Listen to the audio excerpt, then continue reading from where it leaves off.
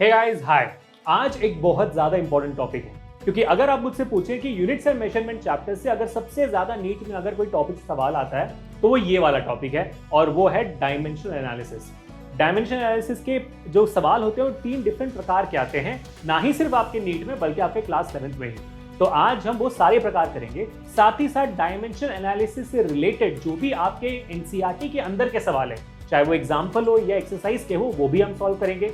और साथ ही साथ नीट के कुछ बेहतरीन इंटरेस्टिंग क्वेश्चंस भी सॉल्व करने वाले हैं आज हम आपके इस अमेजिंग से सेशन में। तो भाई साहब, बहुत ज्यादा मजा आने वाला है। वीडियो को एंड तक देखना, ज्यादा वक्त नहीं लगेगा, क्योंकि ये एक्चुअली है बहुत इजी टॉपिक। अगर आपने मेरा पिछला सेशन देखा है जहां पर मैंने आपको यूनिट्स और डायमेंशन समझाया है, सिखाया है, तो फिर आप ये आराम से कर लोगे।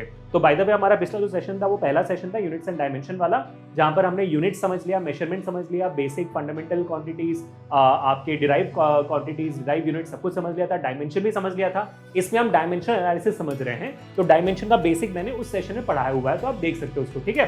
क्योंकि उसको बहुत सारे बच्चों ने अपना आशीर्वाद दिया है, तो वहां पर ऑलरेडी 20,000 व्यूज आसपास हो चुके हैं। क्योंकि भाई हमारा चैनल छोटा सा है ना, अभी हम छोटा परिवार है, 30,000 के आसपास हमारे सब्स हैं, उसके लिए भी आपका शुक्रिया। उसमें 20,000 आसपास व्यूज आ जाना एक अकेडमिक सेशन में बहुत बड़ी बात होती है, मेरे लिए तो बहुत बड़ी बात है। तो thank you so much guys, first of all इस वीडियो को लाइक करने के लिए भी, शेयर करने के लिए भी, सब्सक्राइब करने के लिए भी इस चैनल को बहुत बहुत शुक्रिया आपका। चलिए फिर बिना कोई और वक्त बर्बाद किए सीधा चलते हैं डायमेंशनल एनालिसिस पे।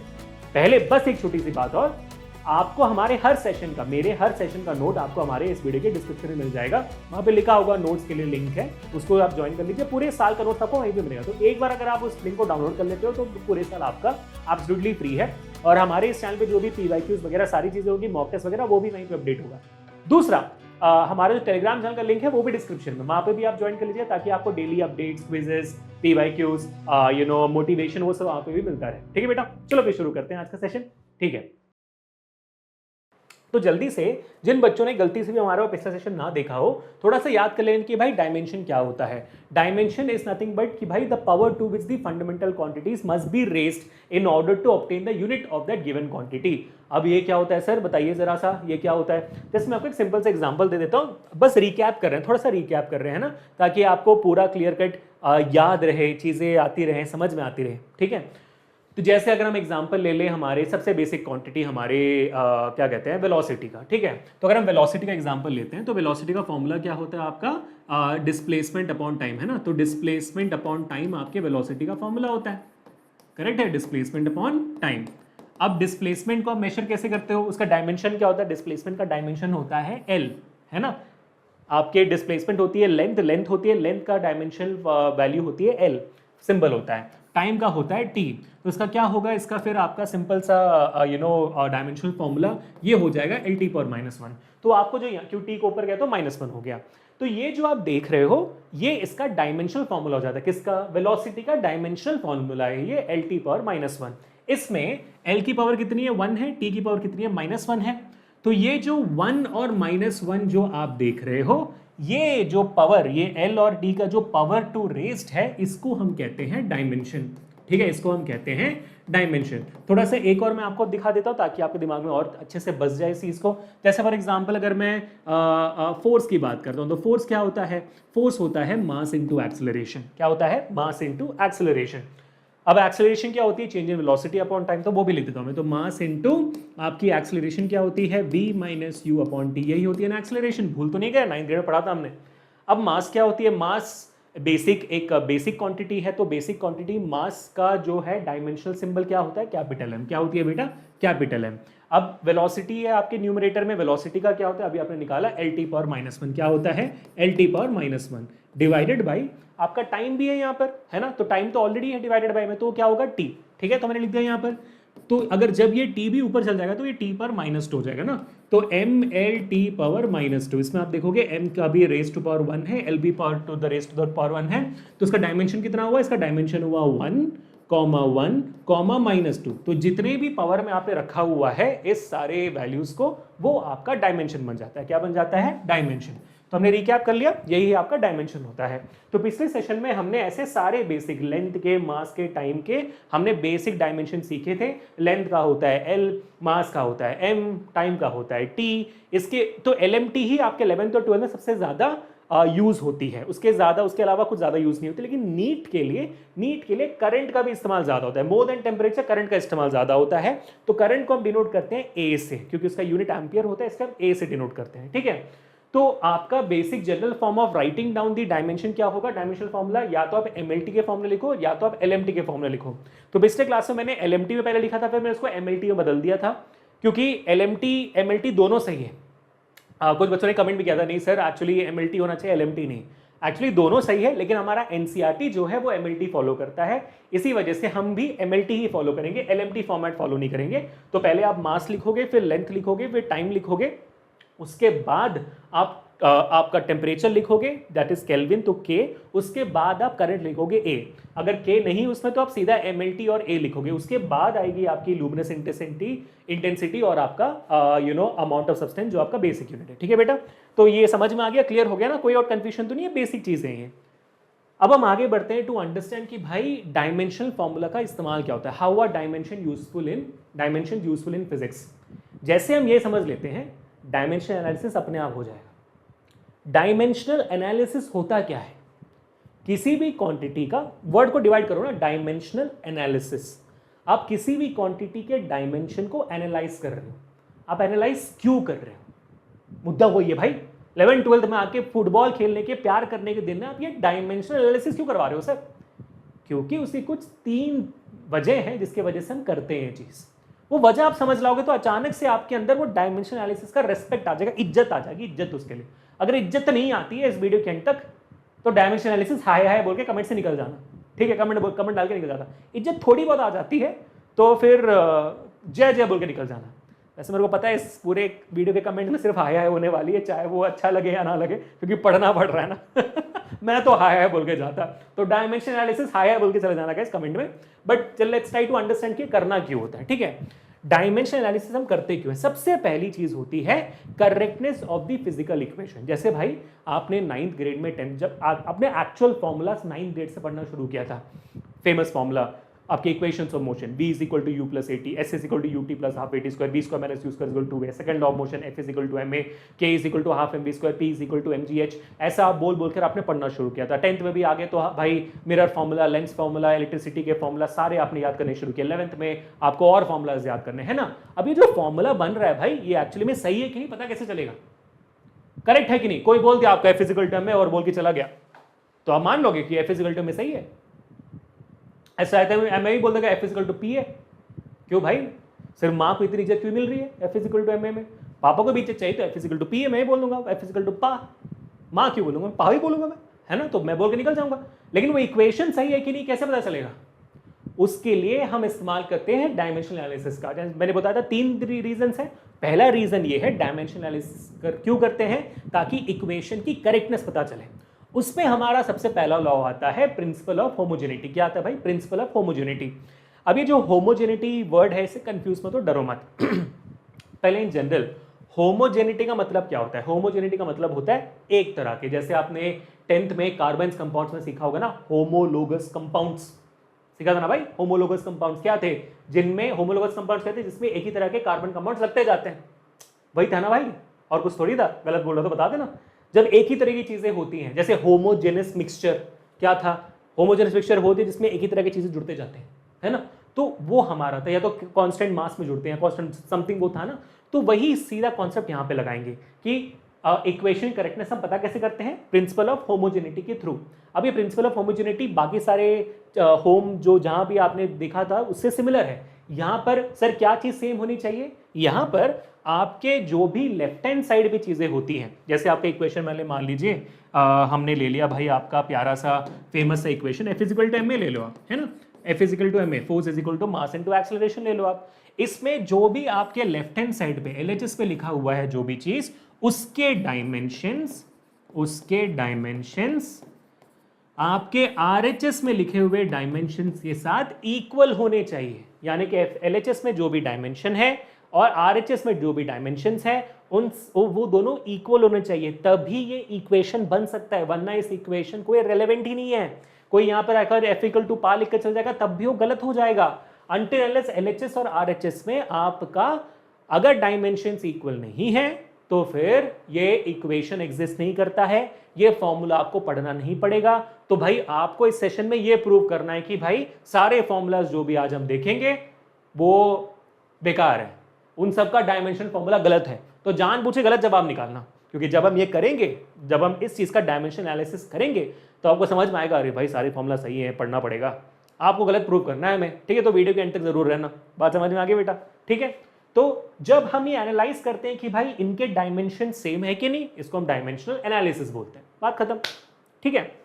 अब बढ़िया है, समझ में आ गया। तो इसी को हम कहते हैं प्रिंसिपल ऑफ होमोजेनिटी। अब ये पता करने के दो तरीके होते हैं, तो जो दो तरीके होते हैं उसको हम समझते हैं एक एक करके समझते हैं, ज्यादा टेंशन नहीं लेते, एक एक करके समझते हैं, ठीक है। तो चलो भाई बताया जाए कि F = ma, और उसके बाद की बात जो चीजें हैं उसको हम कैसे करते हैं, ठीक है। चलो अब आगे बढ़ते हैं और सीधा मुद्दे पर आते हैं। एग्जांपल लेते हैं, v = u + at, हमारा फर्स्ट इक्वेशन ऑफ मोशन। इसके बाद हम एंड में जाके F = ma भी करेंगे, डरो मत आप, ठीक है। v = u + at, क्या इक्वेशन सही है? आपका इक्वेशन ऑफ मोशन है ना, 9th ग्रेड में सबसे पहले यही पढ़ा था आपने कि v = u + at। वहां पर v क्या है? फाइनल वेलोसिटी, u का इनिशियल वेलोसिटी, at क्या है आपका एक्सेलरेशन, और t है आपका टाइम। तो अब हमें ये देखना है कि भाई लेफ्ट हैंड साइड और राइट हैंड साइड में सारे जो चीजें हैं वो सही है कि नहीं। तो हम क्या करेंगे भाई, मतलब इक्वेशन, मतलब आपके जो सारी इक्वेशन सही है कि नहीं, ठीक है। चलिए भाई LHS उठाते हैं। LHS में क्या है? LHS में आपका है वेलोसिटी, क्या है? वेलोसिटी, है ना। अब वेलोसिटी का आपका डायमेंशनल फॉर्मूला क्या होता है? हमने अभी कुछ देर पहले किया था, LT/-1, है ना। मीटर पर सेकंड होती है तो LT/-1, ठीक है, लिख दिया हमने वहां पर। अब आपके RHS में सारी चीजें LT/-1 ही होनी चाहिए, वरना आपका चीज गलत है भाई, गलत है, इक्वेशन गलत है, ठीक है। तो अभी हम RHS करते हैं। तो ये हुआ हमारा RHS, यहाँ पे सिंपल तरीके से हम कर लेंगे यहाँ पर। तो RHS में क्या क्या है? U भी है प्लस AT भी है, U भी है प्लस AT भी है। तो U का क्या होता है भाई? U भी इनिशियल वेलोसिटी, तो उसकी क्या होगी भाई?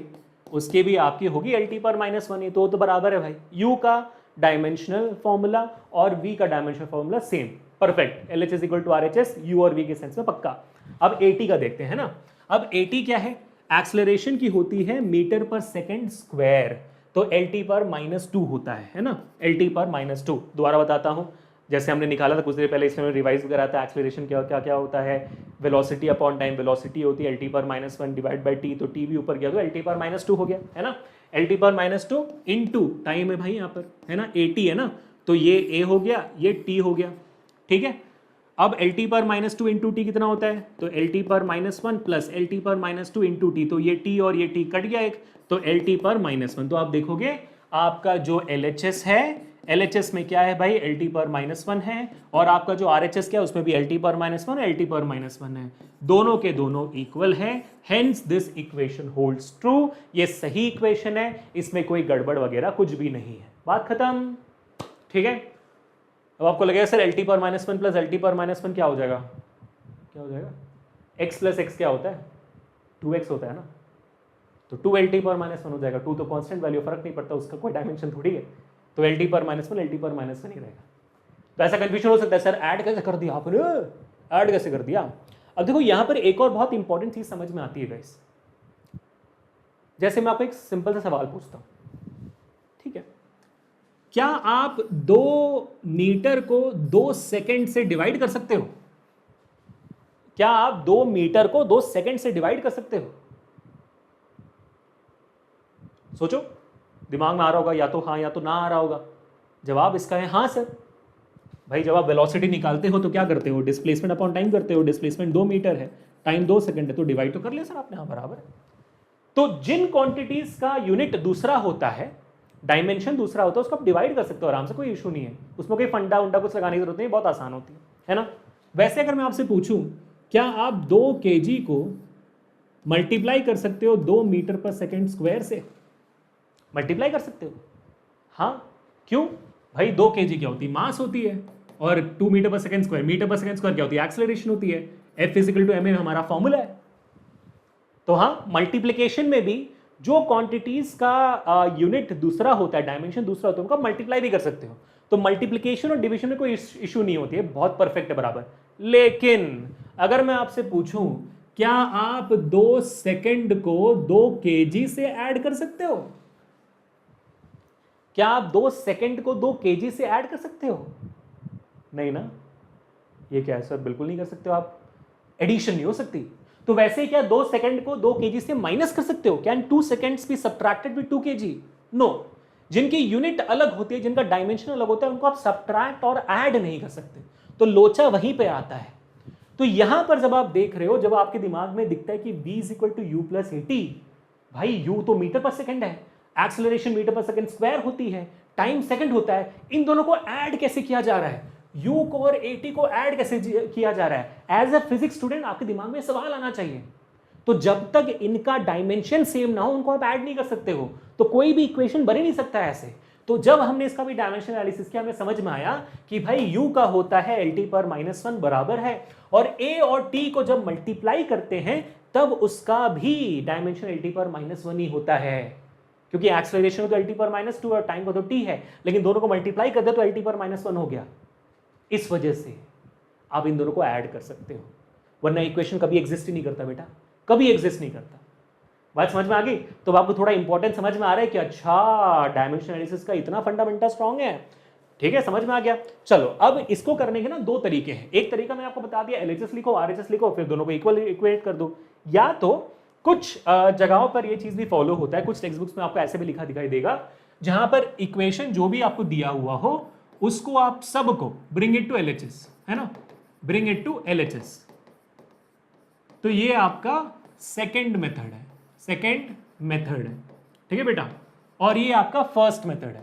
आई एम होपिंग कि आप नोट्स लेकर बैठे हो, मेरे साथ नोट्स बना रहे हो, या तो फिर मेरा नोट आप डाउनलोड करोगे, इसलिए मैं सारी चीजें डिटेल में लिखते जा रहा हूं, ठीक है।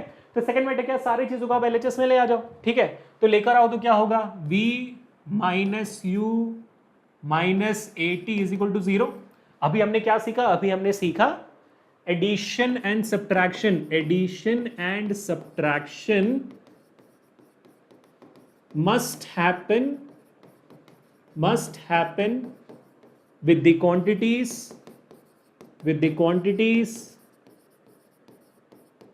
having same dimensions या यूनिट, जो भी आपको इजी लगता है याद रखने में, आप याद रख सकते हो, ठीक है। यानी कि आप ऐड और सब्ट्रैक्ट सिर्फ और सिर्फ सेम डायमेंशन वाले क्वांटिटीज को कर सकते हो। तो अगर आप इन दोनों को सब्ट्रैक्ट करोगे, दोनों का भी यूनिट मीटर पर सेकंड और डायमेंशन LT पर -1 होना चाहिए। अगर आप इनसे इसको सब्ट्रैक्ट कर रहे हो तो -80 का भी LT पर -1 ही होना चाहिए, वरना इक्वेशन स्टैंड नहीं करता है। तो ये आप ऐसे भी कर सकते हो, ठीक है। तो आप क्या लिखोगे भाई, v LT पर -1 है तो सब का LT पर -1 होना चाहिए, u का भी तो LT पर -1 ये पता है हमें। दूसरे का क्या है भाई, LT पर -2 इंटू t है, ये दोनों निकल गया तो क्या बन गया, LT पर -1 माइनस LT पर -1 माइनस LT पर -1। हाँ सर ये स्टेटमेंट सही है, इक्वल टू 0 सही स्टेटमेंट है, परफेक्ट है। अब ऐसे ही प्रूव कर सकते हो। तो ये 2 मेथड हो गए, ठीक है। तो अभी हमने डिटेल में ऐसा समझ लिया, अब हम मल्टीपल एग्जांपल्स लेके प्रैक्टिस करते हैं ताकि आप इस कॉन्सेप्ट में स्ट्रांग हो जाओ। तो आप क्या कर सकते हो ना, क्योंकि ये वीडियो है, अब जब मैं सवाल दिखाऊंगा, सवाल को आप वीडियो पॉज करके सॉल्व करने की कोशिश करिए, और फिर या तो मेरे साथ सॉल्व करिए, मेरे से तेज करने की कोशिश करिए, ठीक है। चलो अब आगे बढ़ते हैं। अब जितना हम प्रैक्टिस करते जाएंगे उतना ही हमारा जो क्या कहते हैं स्पीड है वो बढ़ता जाएगा, उतना हमारी अंडरस्टैंडिंग बढ़ती जाएगी, हमें प्रैक्टिस करते जाना है। तो अभी चलिए v² minus u² is equal to 2as जो आपका फॉर्मूला है उसमें देखते हैं कि भाई ये तो हमारा जानते हो आप, थर्ड इक्वेशन ऑफ मोशन है। v² minus u² is equal to 2as, इसको यहाँ पर v² equal to u² plus 2as लिखा हुआ है, वो भी देख लेते हैं सही आता है कि नहीं, ठीक है। तो हम क्या करेंगे, यहाँ पर लिखेंगे LHS क्या है हमारा, v² है, v² यानी कि आपका मीटर पर सेकंड स्क्वायर हो गया, है ना, मीटर पर सेकंड का होल स्क्वायर हो गया, यानी कि बेसिकली L² अपॉन T² हो गया, है ना, L² अपॉन T² हो गया। तो ये LHS है।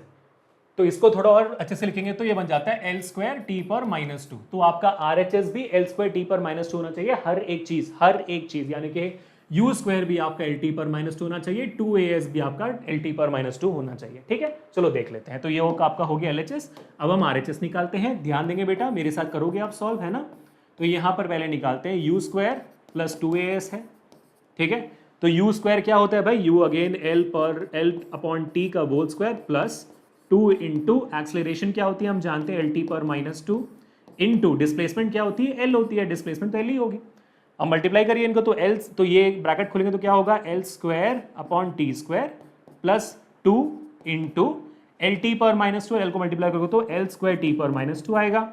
इसको मैं ऊपर ले जाऊंगा तो बन जाएगा मेरा एल स्क्वायर टी पर minus two plus two L square T पर माइनस टू। आप देखोगे हमारे एलएचएस में भी एल स्क्वायर टी पर माइनस टू है, आरएचएस में भी एल स्क्वायर टी पर minus two, L square T पर माइनस टू है, तो आपका LHS is equal to RHS, hence proved, बराबर है।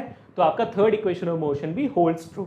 ठीक है, एक काम करते हैं, एडिशनल प्रैक्टिस के लिए हमारा जो सेकंड इक्वेशन ऑफ मोशन है S is equal to UT plus half eighty square, वो भी देख लेते हैं कि सही है कि नहीं। ठीक है, जस्ट इन केस आपको अगर डाउट हो रहा है कि सर व्हाट इफ वो वाला केस, चलो देख लेते हैं ना बेटा। तो थर्ड एग्जाम्पल, ठीक है, थर्ड एग्जाम्पल कर ले, कॉन्फिडेंटली करते हैं, कॉन्फिडेंटली करेंगे कि सही निकलेगा भाई। ठीक है, तो क्या होती है आपकी S is equal to U T plus half A T square, ये आपका सेकेंड इक्वेशन ऑफ मोशन है।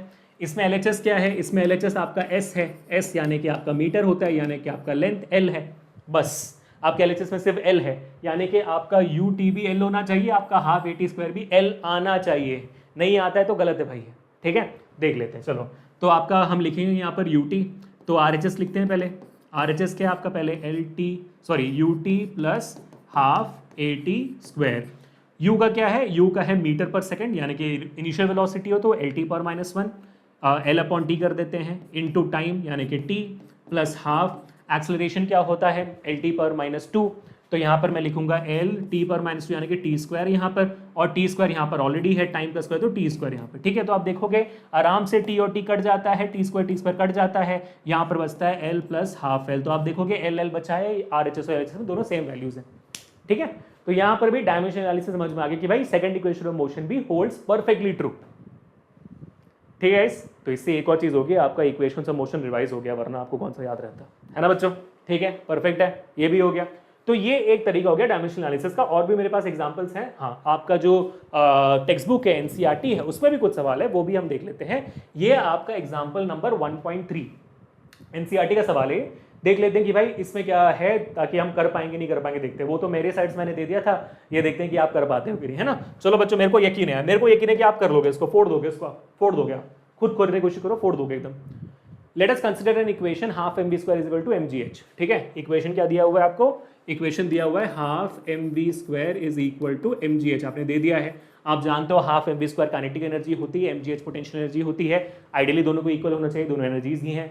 अब आगे क्या है, where M is the mass of the body, V is its velocity, G is the acceleration, है ना, जानते हैं हम सब ये, due to gravity and H is the height, check whether it this equation is dimensionally correct. तो अभी देखना है कि क्या एलएचएस हमारे आरएचएस से इक्वल है कि नहीं। ठीक है, कर ले, चलो भाई। तो पहले एलएचएस करेंगे हम। एलएचएस क्या होता है यहाँ पर, एलएचएस है आपका हाफ एम वी स्क्वायर। आप चाहो तो हाफ को ना लो फर्दर कैलकुलेशंस में, इट्स फाइन, है ना, आपको लेने की जरूरत नहीं है हाफ को, क्योंकि हमारा तो मुद्दा सिर्फ डायमेंशन निकालने का है ना, तो आप हाफ को इग्नोर कर सकते हो। मास का क्या होता है भाई, मास का आपका एल है। वी स्क्वायर क्या होती है, वी आपकी होती है एल टी पर माइनस वन, तो एल टी का whole square l upon t का होल स्क्वायर। ठीक है, तो यहाँ पर हो जाएगा आपका l into l square T पर minus two, L t l upon t था, टी माइनस टू हो गया, तो दोनों मल्टीप्लाई किया तो एल क्यूब टी पर माइनस टू आपका एल एच एस में आ गया। एल क्यूब टी पर माइनस टू आपका एल एच एस है, परफेक्ट है। अब इसी को देखते हैं कि भाई हमारा एमजीएच क्या करता है। तो आरएचएस क्या है भाई आपका, आरएचएस आपका है m g h, mass into acceleration due to gravity into height. Mass क्या होता है, मास होता है एल, इंटू जी क्या होती है, एक्सेलरेशन ड्यू टू ग्रेविटी है तो एक्सेलरेशन ही, तो एल टी पर माइनस टू, तो एल टी पर माइनस टू। हाइट क्या होती है, एल होती है ना, हाइट डिस्टेंस एल होती है ना, तो एल एल एल, तो एल क्यूब बन गया एल क्यूब टी पर माइनस टू। क्या आपका एलएचएस और आरएचएस सेम है, परफेक्टली सेम है। तो आपका ये जो इक्वेशन बना हुआ है वो डायमेंशनली करेक्ट है। आप लिख सकते हो half M V square is equal to M G H, हमने 9th में भी लिखा हुआ है, अभी भी आप लिख सकते हो, परफेक्ट है। ठीक है, तो जो भी हमने पढ़ा हुआ है ये इसको एक्चुअली वेरीफाई कर रहे हैं कि सही है कि नहीं, है ना। तो एग्जांपल 1.3 हो गया। अब आगे बढ़ते हैं तो द नेक्स्ट क्वेश्चन, ये एग्जांपल 1.4 भी है, काफी अच्छा सवाल है बाय द वे ये, क्योंकि ये थोड़ा सा आपके क्लास 11th के लिए एक अच्छा सवाल है काफी, और नीट के लिए एक बहुत ही बेसिक सवाल है। तो नीट में भी ऐसे सवाल आपको आ सकते हैं। ठीक है, तो यहां पर देखते हैं कि भाई ये सवाल क्या है, ध्यान से देखो सब लोग। The SI unit of energy is joule is equal to KG metre square per second square, दिख रहा है आपको। That of speed v is meter per second and of acceleration a is meter per second square. Which of the formula for kinetic energy given below can you rule out on the basis of dimensional arguments? M stands for the mass of the body. तो यहाँ पर ये पूछा जा रहा है कि भाई काइनेटिक एनर्जी के लिए आपको यहाँ पर 5 डिफरेंट फॉर्मूलाज दिया हुआ है, इनमें से कौन सा 5 डिफरेंट फॉर्मूलाज में से गलत, कौन कौन से फॉर्मूलाज गलत हैं, कैसे बोल सकते हो आप LHS और RHS को डायमेंशनली कंपेयर करके देखोगे, एनालाइज करके देखोगे कि भाई क्या LHS और RHS इक्वल बनते हैं कि नहीं बनते इक्वल, तो फिर वो फॉर्मूला गलत है, बन जाते हैं इक्वल तो फॉर्मूला सही है। ठीक है, तो चलो देख लेते हैं भाई। पहले शुरुआत करते हैं ए से। ए आपका क्या है? ए आपका है K इज इक्वल टू, क्या लिखा है भाई, m² v² लिखा है। हाँ, K is equal to m² v² लिखा हुआ है। So K is equal to m² v² लिखा है। ठीक है बेटा, तो K क्या काइनेटिक एनर्जी का लिखा हुआ है kg metre square per second square, यानी कि आपका LHS क्या है? LHS सब जगह कांस्टेंट है ना, which is m metre square यानी कि L² s पर सेकेंड स्क्वायर यानी कि t पर -2 ml² t पर -2 आपका एनर्जी का डायमेंशनल फॉर्मूला हो गया। इसको याद कर लो क्योंकि एनर्जी का डायमेंशनल फॉर्मूला बहुत बार पूछा जाएगा सब जगह पे। फोर्स का भी पूछा जाएगा, तो फोर्स का याद रखना ml t पर -1 है, सॉरी फोर्स का मास इनटू एक्सेलरेशन है ना, तो ml t पर -1 है, तो नहीं ml t पर -2 है और आपका एनर्जी का ml² पर t -2 है। ठीक है, तो ये याद रखना। ठीक है बेटा, चलो अब याद करते हैं, अब आगे बढ़ते हैं और RHS देखते हैं। तो RHS यहाँ पर क्या है आपके पास? m² यानी कि आपका m² और v² क्या होता है? v² होता है LT पर -1, तो L² t पर -2, तो L² t पर -2। तो आप देखोगे यहाँ पर कि भाई साहब ये दोनों इक्वल नहीं है ना, so LHS is not equal to RHS, तो ऑप्शन ए गलत है, ऑप्शन ए रूल्ड आउट हो गया, ये गलत फॉर्मूला है। ऑप्शन ए आपका रूल आउट हो गया, ये फॉर्मूला गलत है, ये होल्ड ट्रू नहीं करता है, गलत फॉर्मूला है ये। ठीक है, परफेक्ट। चलो अब आगे बढ़ते हैं टू द सेकेंड वन। ठीक है, सेकेंड वन क्या है? बी क्या कहता है आपका? बी है आपका K is equal to half mv²।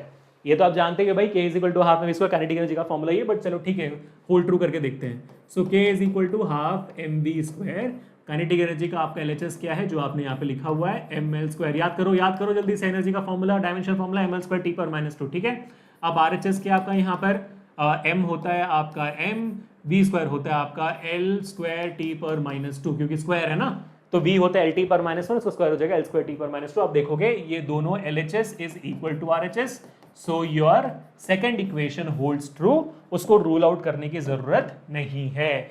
B is correct, B is correct, A is false.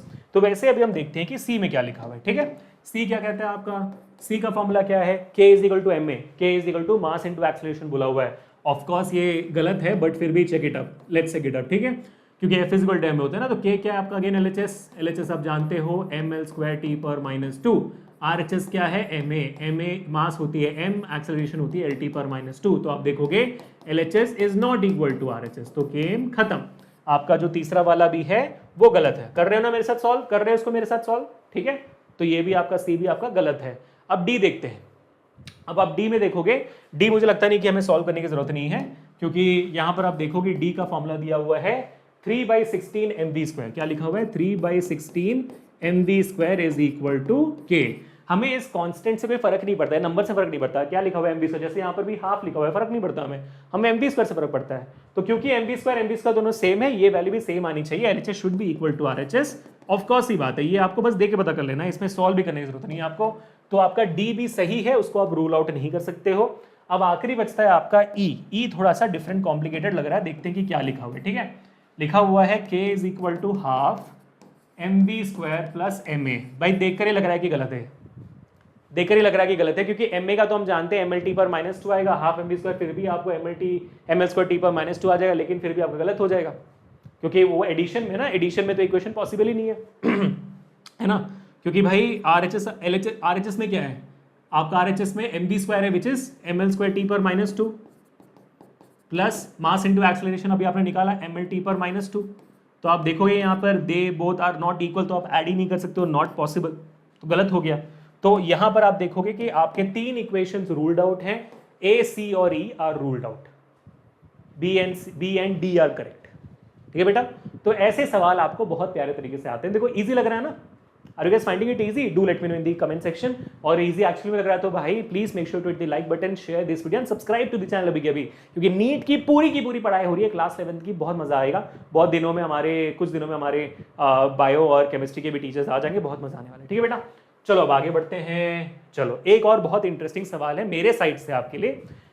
थोड़ा सा डिफरेंट है बट अगेन मजा आएगा। तो एनसीईआरटी में जो भी आपके डायमेंशन एनालिसिस से रिलेटेड सवाल थे अभी हमने कर लिए, जो पहले होम प्रिंसिपल ऑफ होमोजेनिटी के ऊपर थे वो हमने कर लिए, कुछ और नहीं है, एक्सरसाइज में तो है ही नहीं, तो टेंशन नहीं। ये सवाल मेरे लिए बहुत प्यारा है क्योंकि मैंने ये नॉस्टैल्जिया मेरे लिए, क्योंकि ये मैंने कुछ साल पहले जेईई में करवाया था and let me be very honest, मैंने वहाँ पर ये सवाल गलत पढ़ाया था, बी वेरी ऑनेस्ट, गलत पढ़ाया था मैंने वो। जब मैं अभी इस बार थोड़ा सेशन देख रहा था तो मुझे लगा कि ये क्या कर दिया मैंने यार, गलत पढ़ा दिया बच्चों को, है ना गाइस। तो I am brutally honest, so this is me being honest. अब क्योंकि 4 साल पहले पढ़ाया था उसे, अब 4 साल जितना नॉलेज एक्स्ट्रा आ गया मेरे पास फिजिक्स का, तो अब मुझे वो बहुत बेकार लग रहा है ना। बट वो सेशन भी कुछ 6 लाख 7 लाख 8 लाख के ऊपर है, बट सॉरी। लेकिन अभी हम सही पढ़ेंगे, है ना। क्या भाई, the relation between velocity and time of the body is given है। तो आपको यहाँ पर इक्वेशन दिया हुआ है, ये प्यारा सा इक्वेशन दिया हुआ है। Units of A B and C will be, आपको ए का यूनिट, बी का यूनिट और सी का यूनिट निकालना है। अच्छा, निकाल देते हैं भाई साहब, क्या दिक्कत है इसमें। तो आपके एलएचएस में क्या है, कैसे करेंगे। एलएचएस क्या लिखा हुआ है, एलएचएस आपका वेलोसिटी, वेलोसिटी का क्या होता है एल टी पावर -1, यानी कि आपका हर एक चीज का एल टी पावर -1 ही होना चाहिए यूनिट, कुछ और नहीं हो सकता है ना। ए का भी, बी टी का भी, सी टी स्क्वायर का भी आपका यूनिट क्या होना चाहिए, डायमेंशन क्या होना चाहिए, एल टी पावर -1, क्योंकि हमने क्या सीखा हुआ है, जब आप चीजों को ऐड करते हो सबका डायमेंशन और सबका यूनिट सेम होना चाहिए, ठीक है। मल्टीप्लिकेशन में फर्क नहीं पड़ता, ठीक है। तो आप इसको इससे ऐड कर रहे हो तो दोनों का एल टी पावर -1 होना चाहिए, इसको इससे ऐड करो दोनों का एल टी पावर -1 होना चाहिए, है ना। तो एक बार कर लेते हैं ना, ध्यान से देखते हैं, ठीक है। तो आपका ए, आरएचएस में क्या है भाई, आरएचएस में आपका पहला एलिमेंट है ए का तो डेफिनेटली ए इंडिविजुअल क्वांटिटी है, तो A has to be equal to V, A has to be equal to V which is equal to L T power -1, ठीक है। तो वैसे BT must be equal to V which is equal to LT per -1, it should be equal to V, BT total should be equal to V, लेकिन यहाँ पर time है ना, तो B निकालना है हमें, तो B क्या होगा LT पर -1 डिवाइडेड बाई टाइम T। अब T का यूनिट क्या होता है, T का डायमेंशन क्या होता है, T होता है सर, तो ये क्या हो जाएगा LT पर -2 हो जाएगा, है ना, LT पर -2 हो जाएगा वो, यानी कि ये क्या है आपका, ये आपका metre per second, L T पर -1 मतलब मीटर पर सेकंड, ये भी आपका मीटर पर सेकंड, क्योंकि भाई एल क्या है, मीटर है, टाइम -1 है यानी कि डिवीजन में, तो भाई मीटर पर सेकंड हो गया, तो ए भी आपका मीटर पर सेकंड हो गया, लेकिन ये क्या होगा, ये हो जाएगा आपका मीटर पर सेकंड स्क्वायर। तो वैसे अभी निकालते हैं आपका सी टी स्क्वायर का, C T square has to be also equal to V only, it is equal to L T पर -1, तो सी क्या है अब आपके सामने, एल टी पर -1 डिवाइडेड बाई टी का स्क्वायर, तो यानी कि टी का स्क्वायर यानी कि एल टी पर -1 टी स्क्वायर, टी का टाइम का होता है टी ना, डायमेंशन, तो ये क्या हो जाएगा L T power -3 which is basically equal to metre per second cube. ये हो गए इनके एसआई यूनिट्स। तो कौन सा ऑप्शन है ये, metre per second, A is metre per second, ये मीटर पर सेकंड भी है, मीटर पर सेकंड स्क्वायर भी है, मीटर पर सेकंड क्यूब भी, आपका ऑप्शन डी सही जवाब होता है। कर लिया हमने सॉल्व, ठीक है, बढ़िया, परफेक्ट है, बहुत ईजी सवाल है, बहुत ईजी सवाल है, कर लेते हैं आराम से। चलो अब आगे बढ़ते हैं टू द नेक्स्ट क्वेश्चन। हाँ चलो, तो पहला टॉपिक हमारा हो गया कि डायमेंशनल एनालिसिस की जरूरत क्या पड़ती है ना, कितना आधे घंटे में बराबर परफेक्ट हो गया, तो 1 घंटे के अंदर ये सेशन आराम से खत्म हो जाएगा। बहुत अच्छा स्पीड पे जा रहे हैं यार हम, बहुत अच्छी बात है ना, लेकिन इन डेप्थ भी जा रहे हैं, काफी अच्छा लग रहा है मेरे को। तो अभी हमने समझ लिया कि भाई डायमेंशन का पहला रीजन क्या है, डायमेंशन एनालिसिस हम क्यों करते हैं, सबसे पहला रीजन समझ लिया हमने, correctness of the physical equation. Relate कर रहे हो ना, जैसे एफ इजिकल टू में अगर मैं F equal to M A ले लूँ, जैसे मैंने बताया था आपको कि इसको हम सॉल्व करेंगे बाद में, तो F equal to M A का इक्वेशन क्या है, फोर्स का आपका होता है एम एल टी पर -1, ठीक है, फोर्स का क्या होता है आपका एम एल टी पर -2 होता है, माई मिस्टेक, ठीक है। मास क्या होती है, मास का m होती है, एक्सेलरेशन क्या होता है एल टी पर -2, तो आप देखोगे ये दोनों इक्वल है ना। तो ये इक्वेशन प्रूव करने के लिए इस्तेमाल होती है, ये इक्वेशन को सही तरीके से बनाने में, फॉर्मेशन ऑफ द इक्वेशन में इस्तेमाल होती है, ताकि अपने आप एफ इजिकल टू माँ के बदले एफ इजिकल टू पा ना लिख दें, अपनी मर्जी से कोई इक्वेशन ना बना दे, है ना, क्योंकि हम तो कोई भी इक्वेशन बना सकते हैं, करेक्ट है, तो वो ना कर ले हम, इस वजह से उसका इस्तेमाल होता है। दूसरा क्या रीजन है, दूसरा है कन्वर्जन फैक्टर निकालने के लिए। कन्वर्जन फैक्टर यानी कि जब आप एक यूनिट को दूसरे यूनिट में कन्वर्ट करते हैं, जैसे आपका MKS टू CGS यूनिट होता है। MKS यूनिट हमने सीखा हुआ ना हमने पहले सेशन में, 3 type of units, type of system of units होते हैं, MKS, CGS, FPS, यानी कि आपको पता है कि भाई 1 kg कितना पाउंड होता है, 2.2 पाउंड्स होता है। एक किलोग्राम कितना ग्राम होता है, 1000 ग्राम होता है, 1 किलोमीटर कितना मीटर होता है, 1000 मीटर होता है, 1 मीटर कितना सेंटीमीटर होता है, 100 सेंटीमीटर होता है। तो ये जो कन्वर्जन है ना 100, 2.2, जैसे आपका ये भी देखा होगा आपने, एक 10th का अगर मैं बताऊं 1 kilowatt hour is equal to how many joules, 3.6 × 10⁻6 joules आपने सीखा था। तो ये जो वैल्यू है 3.6 × 10⁻6, इसको भी हम डायमेंशन एनालिसिस से निकाल सकते हैं। तो डायमेंशन एनालिसिस का इस्तेमाल इसलिए भी होता है कि हम वो कन्वर्जन फैक्टर जो है कि भाई कितना वैल्यू डालकर इसको हम कन्वर्ट कर सकते हैं, वो निकालने के लिए भी इस्तेमाल होता है। एग्जाम्पल देखते हैं अभी, ठीक है बेटा। तो कन्वर्जन फैक्टर निकालने के लिए भी हम इस्तेमाल करते हैं। For example SI unit of force और सीजीएस यूनिट ऑफ फोर्स को भी हम निकालने की कोशिश करते हैं कि इनका कन्वर्जन फैक्टर क्या होता है। बट इन जनरल अगर आपको पता हो कि आपका जो क्या कहते हैं प्यारा सा जो एसआई यूनिट ऑफ फोर्स होता है वो होता है न्यूटन। आप जानते हो ना, न्यूटन होता है भाई, ठीक है, और न्यूटन को कैपिटल एन से डिनोट करते हैं। सीजीएस यूनिट ऑफ फोर्स क्या होता है आप जानते हो? CGS unit of CGS unit of force जानते हो? नहीं जानते, कोई बात नहीं, बताता हूँ। सीजीएस यूनिट होता है डाइन। अगर आपको पता है तो बहुत अच्छी बात है, ठीक है। डाइन होता है, DYNE डाइन होता है ना। और इसको डिनोट हम डाइन ही लिखते हैं, डाइन ही लिखेंगे, ठीक है, डाइन होता है ये। तो इन दोनों के बीच में रिलेशनशिप इन जनरल क्या होता है बताता हूँ मैं। 1 न्यूटन होती है 10⁻5 डाइन। क्या होती है? 10⁻5 डाइन होती है, ठीक है।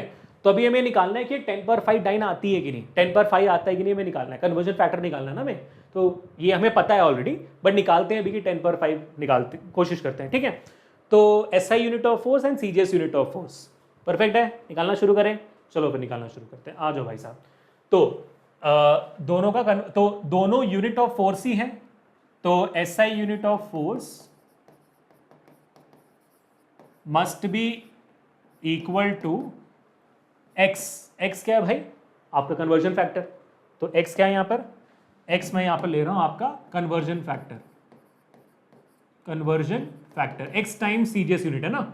1 newton is X times dyne 10⁻5, तो एक्स निकालना है ना, कन्वर्जन फैक्टर, ठीक है, परफेक्ट है। X times of CGS unit of force, ठीक है, बढ़िया है, चलो ठीक है। तो ऐसा यूनिट ऑफ फोर्स क्या होती है भाई? आपकी होती है न्यूटन, है ना। So newton is equal to x times dyne, perfect है। अब फोर्स का डायमेंशन फॉर्मूला क्या होता है? फोर्स का डायमेंशन फॉर्मूला होता है mLT/-2। क्योंकि ये एसआई यूनिट में है तो हम इसको m1 L1 T1 लेंगे। क्यों? क्योंकि एसआई यूनिट में आपका मास केजी में होगा, लेंथ मीटर में होगा, टाइम सेकंड्स में होगा, और यहाँ which will be equal to x times आपका सीजीएस यूनिट ऑफ फोर्स। तो हम इसको ले लेते हैं m2 L2 T/-2। क्यों? क्योंकि भाई आपका मास यहाँ पर केजी में नहीं होगा, सीजीएस यूनिट में ग्राम में होता है, इसलिए हमने m2 लिया। क्योंकि अगर दोनों साइड हम mm ले लेते तो mm कट जाता है ना। क्यों m2 लिया? क्योंकि यहाँ पर वो मास इक्वल नहीं है, से यहाँ पर केजी में है, यहाँ पर वो ग्राम में है, यहाँ पर L लेंथ में है, मीटर में है, तो यहाँ पर वो सेंटीमीटर में, सीजीएस में सेंटीमीटर होता है। टाइम तो सेकंड ही होती है दोनों जगह, तो आप दोनों चाहे तो वो सेम रख सकते हो, तो T2 कट जाएगा। अगर आप काटना चाहते हो तो यहीं पे काट भी सकते हो, since T1 is equal to T2 आप काट दो यहीं पे, कोई फर्क नहीं पड़ता, कोई प्रॉब्लम नहीं है, आप काट सकते हो, ठीक है। नहीं काटना चाहते हो आप रख भी सकते हो, आपकी मर्जी, ठीक है। अब यहाँ पर हमें क्या निकालना है? एक्स निकालना है, क्योंकि कट तो वैसे भी जाएगा, वो अपने आप कटने वाला, देखो आप, ठीक है। तो यहाँ पर क्या होगा? m² L, तो यहाँ पर सॉरी x को मैं रखा है तो ये नीचे ला रहा हूँ मैं, तो m1 L1 T1/-2 divided by m2 L2 T2⁻²। सही है, ठीक है। मैं सब इसको यहाँ नीचे ले आया, ठीक है। अब हम एक काम करते हैं, अब सारे m, l और t को अलग अलग कर लेते हैं, ठीक है। तो m1/m2, और इनका पावर कितना है? पावर भाई 1 है ना, m1 m2 दोनों का पावर 1 है, इंटू L1/L2 दोनों का पावर कितना है भाई? 1 है, इंटू T1/T2 और दोनों का पावर कितना है भाई? -2 है। कर दिया हमने, चलो। अब हम क्या करेंगे? अब हम इनकी वैल्यूज डाल देंगे, ठीक है। वैल्यूज यानी कि उनकी यूनिट एक्चुअल यूनिट्स डाल देंगे, यानी कि भाई आपका m1 कितना है? केजी में है, और m2 कितने में है भाई? m2 आपका ग्राम में है, बढ़िया, 1 में कर दो। L1 आपका मीटर में है और ये सेंटीमीटर में है, टाइम आपका सेकंड में और ये भी सेकंड में है। तो आप देखोगे कितने प्यार से अपने आप से यहीं पे कट जाता है, कुछ करने की जरूरत नहीं, आप कट जाता है, बेचारा है, कट गया, ठीक है। लेकिन केजी और जी ये दिक्कत है ना, तो अभी हम क्या करेंगे? केजी को ग्राम में कन्वर्ट कर देंगे, क्योंकि ग्राम डिनोमीटर में इजी पड़ेगा आपके लिए न्यूमरेटर में कन्वर्ट करना। तो केजी कन्वर्ट करेंगे ग्राम में तो कितना होता है भाई 1000 ग्राम, यानी कि 10 पावर 3 ग्राम, सही है 10 पावर 3 ग्राम्स ना। तो मैं यहाँ पर लिख दूंगा आपके 10 power 3 gram upon gram to the power 1, तो ग्राम और ग्राम कट जा रहा है, देख रहे हो ना, ठीक है। इनटू मीटर कितना होता है भाई सेंटीमीटर में 100 मीटर, यानी कि 10 पावर 2 सेंटीमीटर अपॉन सेंटीमीटर हो गया आपका 1।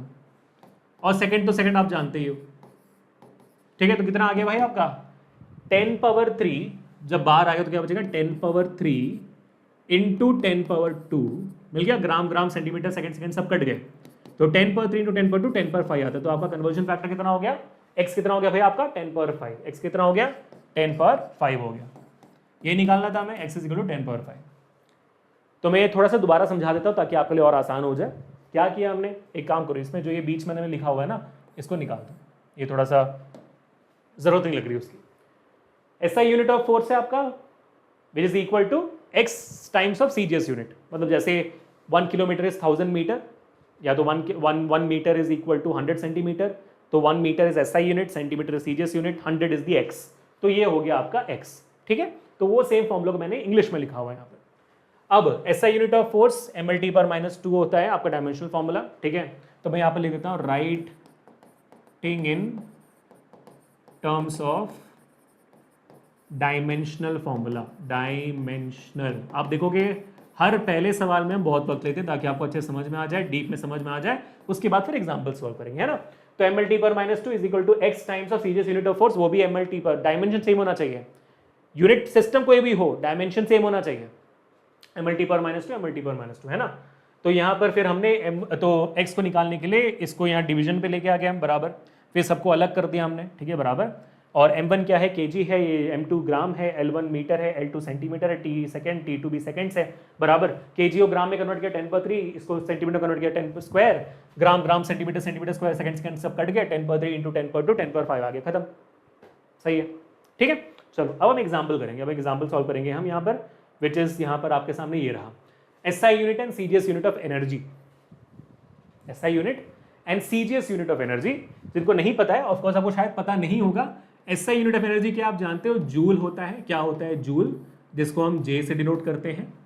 और आपका CGS यूनिट ऑफ एनर्जी क्या होता है बेटा, पता है तो जोर से बोलो, ये कहते हैं अर्ग, क्या कहते हैं अर्ग, ERG अर्ग, ठीक है। तो यहाँ पर 1 जूल की वैल्यू होती है 10 पावर 7 अर्ग, क्या होता है 10 पावर 7 अर्ग। तो x की वैल्यू 10 पावर 7 आनी चाहिए इन जनरल, देखते हैं इसको सॉल्व करके, ठीक है। तो सेम फॉर्मूला बेटा, SI unit of energy is equal to x times CGS unit of energy, ठीक है। अब मैं क्या करूंगा, राइटिंग इन डायमेंशनल फॉर्मूला, ठीक है। DF is not duffer, it is dimensional formula, ठीक है। SI यूनिट ऑफ एनर्जी क्या है भाई, writing in terms of dimensional formula mL² T पर -2, मैंने आपको याद करने के लिए बोला था, याद है आपको। तो mL² T पर -2 is equal to x times mL² T पर -2। हम जानते हैं यहाँ पर ये mL/T अलग अलग होगा, m1 L1 T1 अलग अलग होगा, है ना। तो ये T2 हो जाएगा, ये भी 2 ये भी 2, है ना। फिर क्या करेंगे, सेम मेथड है, x is equal to m1 L1 T पर -2 L² divided by m2 L2 square T square -2, खत्म, बढ़िया। सेम मेथड कर रहे हैं, कुछ नहीं कर रहे, कुछ नया नहीं कर रहे। अब हम क्या करेंगे, इनको अलग कर देंगे, आप जानते हो। तो m1 अपॉन m2 मैंने अलग अलग कर दिया पावर 1, और यहाँ पर L1 अपॉन L2 मैंने अलग अलग कर दिया पावर स्क्वायर है, देखो स्क्वायर है, भूल मत जाना। और यहाँ पर T1 अपॉन T2 को मैंने अलग कर दिया पावर -2। अब आप दिमाग लगाओगे और कन्वर्ट करोगे इसे, है ना। जैसे CGS में मास, तो आपका SI यूनिट ऑफ मास क्या है, kg डिवाइडेड बाई ये क्या है ग्राम पावर 1, लेंथ यहाँ मीटर होगा, यहाँ सेंटीमीटर होगा, पावर स्क्वायर, यहाँ पर टाइम दोनों सेकंड होंगे, पावर माइनस। देखो आप कितना इजी होते जा रहा है ना। क्यों इजी हो रहा है, क्योंकि SI यूनिट में तो हमेशा kg और मीटर और सेकंड ही होगा, CGS में हमेशा सेंटीमीटर ग्राम हो, तो कन्वर्जन तो आप जानते हो कितना इजी होते जा रहा है। That's what I am saying, ये हमेशा इजी होता है। प्रॉब्लम कहाँ होती है, अगर आप ये स्क्वायर वगैरह लगाना भूल जाओ तो फिर जवाब गलत आता है। तो इस वजह से ज्यादा ध्यान इन स्क्वायर वगैरह में डालो, क्योंकि बाकी फॉर्मूला तो सेम है, बाकी प्रोसेस तो सेम है, आपको बस kg और ग्राम में कन्वर्ट करना है, मीटर और सेंटीमीटर कन्वर्ट करना है, वो तो आसान हो जाता है ना। बस ये पावर वगैरह सही डालो, वरना फिर फाइनल आंसर गलत हो जाएगा, ठीक है। Now that is equal to, so x will be equal to what, KG को ग्राम में कन्वर्ट करेंगे तो भाई 10 पावर 3 बच गया, ग्राम ग्राम कट गया, है ना, 10 पावर 3 ग्राम ग्राम कट गया। मीटर और सेंटीमीटर मतलब 10 पर स्क्वायर, तो वो मीटर सेंटीमीटर में कट गया 10 पर स्क्वायर, है ना। अब second second to the power -2 है, एक सेकंड देखा, अभी गलती होगी मुझसे, देखो मीटर को कन्वर्ट किया 10 पर स्क्वायर है, लेकिन ऊपर एक स्क्वायर भी है, तो 10 पर स्क्वायर का होल स्क्वायर हो गया, सेकंड सेकंड कर गया -2, तो फर्क नहीं पड़ता फिर, है ना। तो फिर x कितना बचा, 10 पर 3 इंटू 10 पर 4 स्क्वायर स्क्वायर हो गया, तो x इज इक्वल टू 10 पर 7, बराबर है 10 पर 7। परफेक्ट है, समझ में आ गया, चलो बहुत बढ़िया। तो इस वजह से भी कन्वर्जन फैक्टर के लिए भी हम इस्तेमाल करते हैं आपके डायमेंशनल एनालिसिस को। आई होप आपकी बत्ती बज चुकी है आपके दिमाग में, ठीक है बेटा। तो कितना वक्त हो गया, 45 मिनट्स में, देखो बराबर टाइम पे चल रहे हैं हम। आधे घंटे में जो इंपॉर्टेंट टॉपिक था आपका correctness of the physical equation, उसमें आधे घंटे बिताए मस्त, और 15 मिनट हमारे conversion factor, not that important topic में हमने बिता दिए। और लेकिन मैंने आपको बता दिया कि इस्तेमाल क्यों होता है आपके डायमेंशनल एनालिसिस का, है ना। तो बहुत बच्चे मुझसे पूछ रहे थे सर बहुत सारे टॉपिक्स हो सकता है कि आगे जाकर डिलीटेड हो नीट में, तो आप क्या पढ़ाओगे। यार देखो हमारे इस चैनल का मतलब ना ही सिर्फ नीट है, बट आपका क्लास 11 भी निकालना है ना। क्लास 11 के साथ साथ नीट निकालना है। हो सकता है कि भाई जो क्लास 11 में डिलीटेड हो, कुछ टॉपिक ऐसे जो 12th में आ जाए, तो बहुत इंपॉर्टेंट हो जाती है। तो इसलिए मैं 11th को दिमाग में रखते हुए एनसीईआरटी को सारी चीज़ों को सॉल्व करते हुए पढ़ा रहा हूँ, आपको ध्यान देना इस बात को बेटा, ठीक है। तो इसलिए चैनल को सब्सक्राइब कर लो अभी के अभी। अब आखिरी चीज़ है भाई, relation between related physical quantities, relation between related physical quantities. ये क्या होता है, ये है आपका तीसरा reason why we do dimensional analysis. Example बताता हूँ, जैसे कि मान लीजिए एक काम करते हैं, इसको सॉल्व करते हैं, फिर देखते हैं कि भाई क्या क्या सही है। फॉर एग्जांपल अगर वही जो आज हम सीख रहे थे ना, वही चीज़ एक बार सीखने की कोशिश करें कि हम जानते हैं कि काइनेटिक एनर्जी का फॉर्मूला होता है 12 mv², है ना बेटा।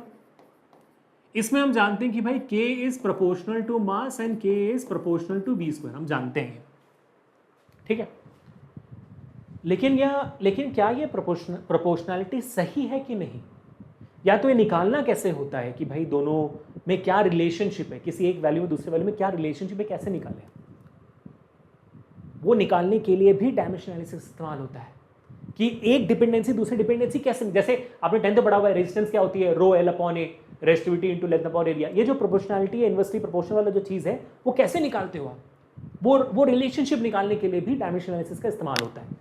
तो यहाँ पर हम देखते हैं कि भाई इसका सही जवाब निकलता है कि नहीं हमारे लिए, ठीक है। तो एक काम करते हैं, इन जनरल समझ लेते हैं, बस हम इतना समझ लेते हैं कि भाई k is proportional to mass and velocity, ठीक है। We don't know whether it is inversely proportional to mass, directly proportional to mass, inversely proportional to v² और directly proportional to v²। We have no idea, we कुछ पता ही नहीं, square भी आता है कि नहीं पता नहीं हमें, ठीक है। बच्चे हमें कोई आइडिया नहीं कि भाई ये होता है कि नहीं, हम बस ट्राई कर रहे हैं समझने की भाई क्या यही इक्वेशन में मिलती है कि नहीं, बस, ठीक है।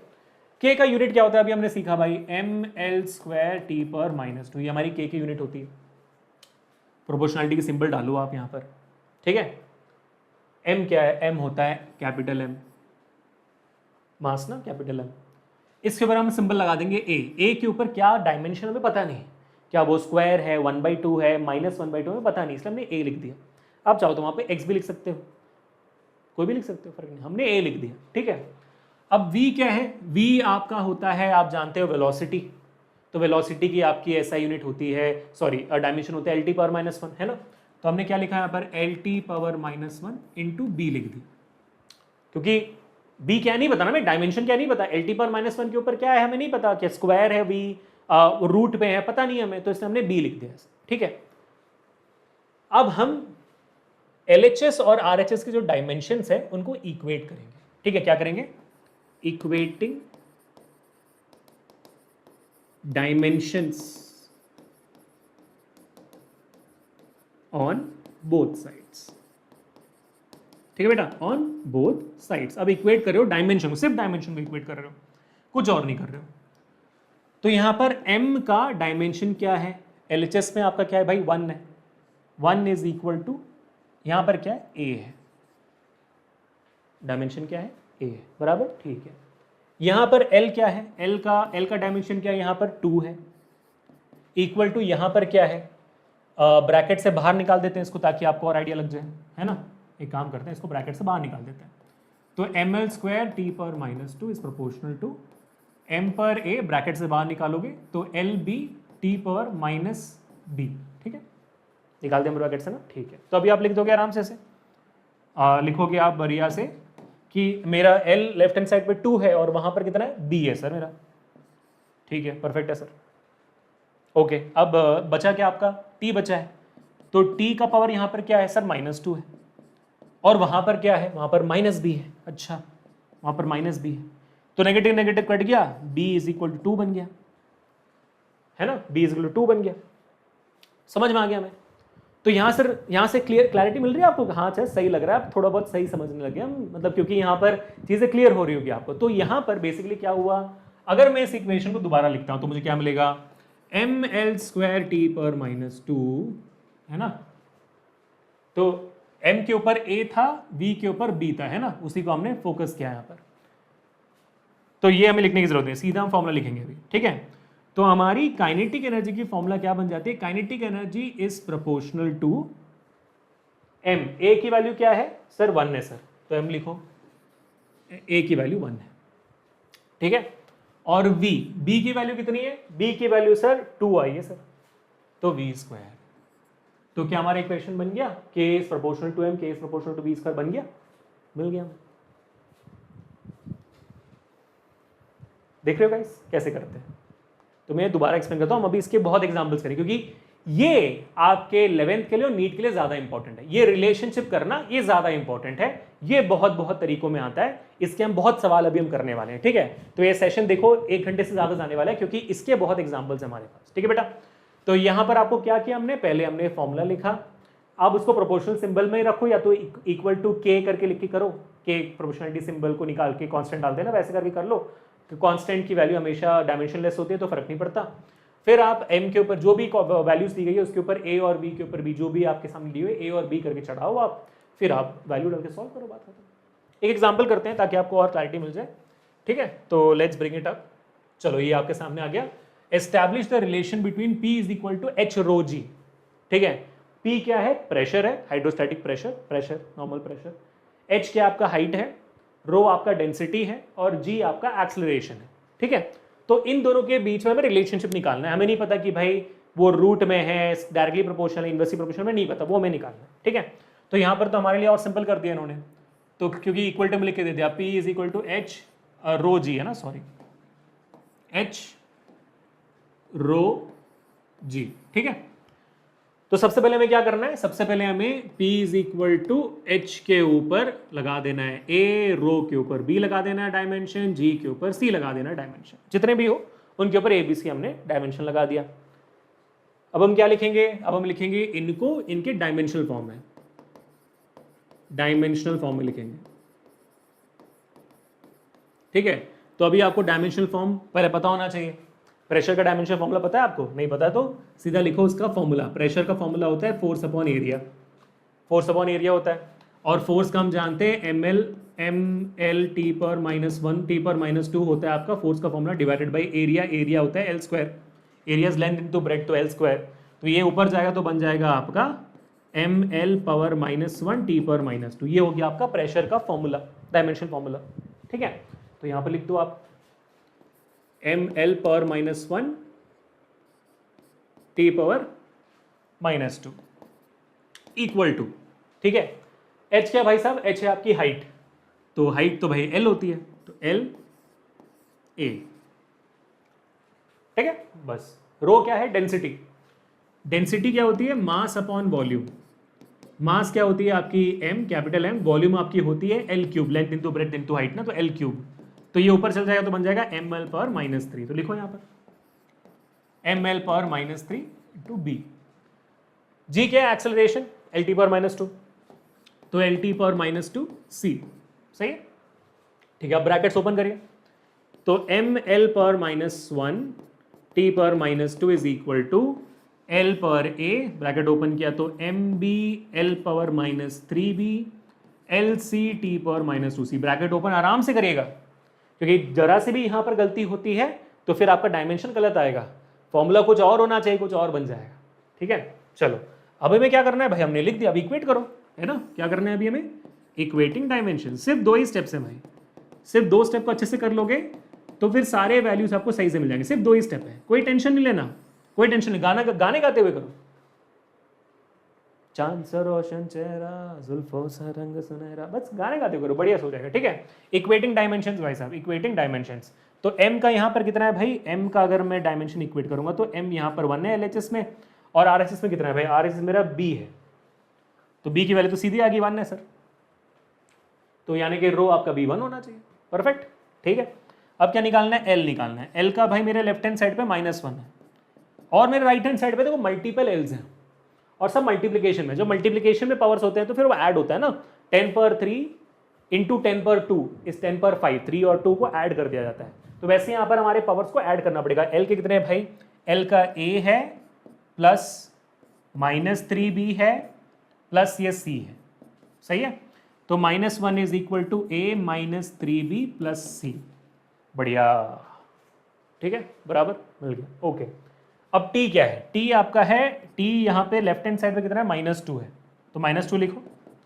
और यहाँ पर क्या, यहाँ पर भी आपका -2c है, -2c है, तो -2 भी कट गया, तो c आपका बन जाता है 1, ठीक है। तो अभी आपके पास c भी इक्वल टू 1 है, b भी इक्वल टू 1 है, तो अगर मैं इसमें यहाँ वैल्यू डालता हूँ तो -1 is equal to a, -3 b आपका 1 है, तो -3 प्लस ये c इक्वल टू 1, तो 1 हो जाएगा, ठीक है। इस सेकंड मैंने सही लिया हुआ है क्या,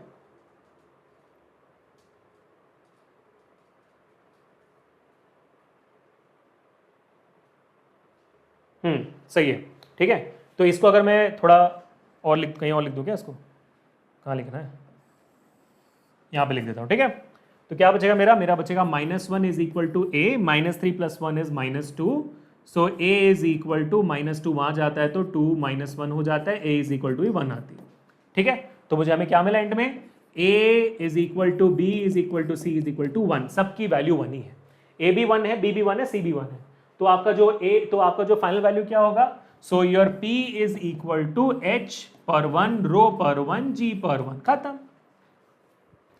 एक्चुअली में आपका प्रेशर का फॉर्मूला वही होता है, रो जी एच ही होता है, ठीक है। 11th ग्रेड में आप पढ़ोगे प्रेशर का फॉर्मूला, तो रो जी एच ही पढ़ोगे। क्लियर हो गया गाइस, परफेक्ट है, मजा आ गया, सही है। वैसे अगर मैं पोटेंशियल एनर्जी का फॉर्मूला एमजीएस निकालूंगा तब भी सेम ही आएगी मेरे, ठीक है। तो ये भी हो गया, चलो अब आगे बढ़ते हैं। Let us do more example, जितना हम एग्जाम्पल्स करते जाएंगे उतना हम स्ट्रॉन्ग बनते जाएंगे। तो यहाँ पर आप देखेंगे एक बहुत ही इंपॉर्टेंट सवाल जो टीचर्स जो हैं बच्चों को थोड़ा सा डराने के लिए क्लास 7 के एग्जामिनेशन में देते हैं, बहुत प्यारा सवाल है, बहुत बार रिपीटेड ये सवाल है, तो इसको भी कर लेंगे तो फिर आप एकदम सॉलिड हो जाओगे, ठीक है। तो इसको भी धीरे धीरे गाना गाते हुए करेंगे, अच्छे से एकदम कॉन्फिडेंटली करेंगे, ठीक है बेटा। सबका ध्यान यहाँ पर देखो क्या बताया जा रहा है। It has been observe that velocity of ripple waves produced in water, velocity of rippled waves है ना, तो velocity of rippled waves, velocity is v, depends upon their wavelength, density of water that is rho, and surface tension T, ठीक है।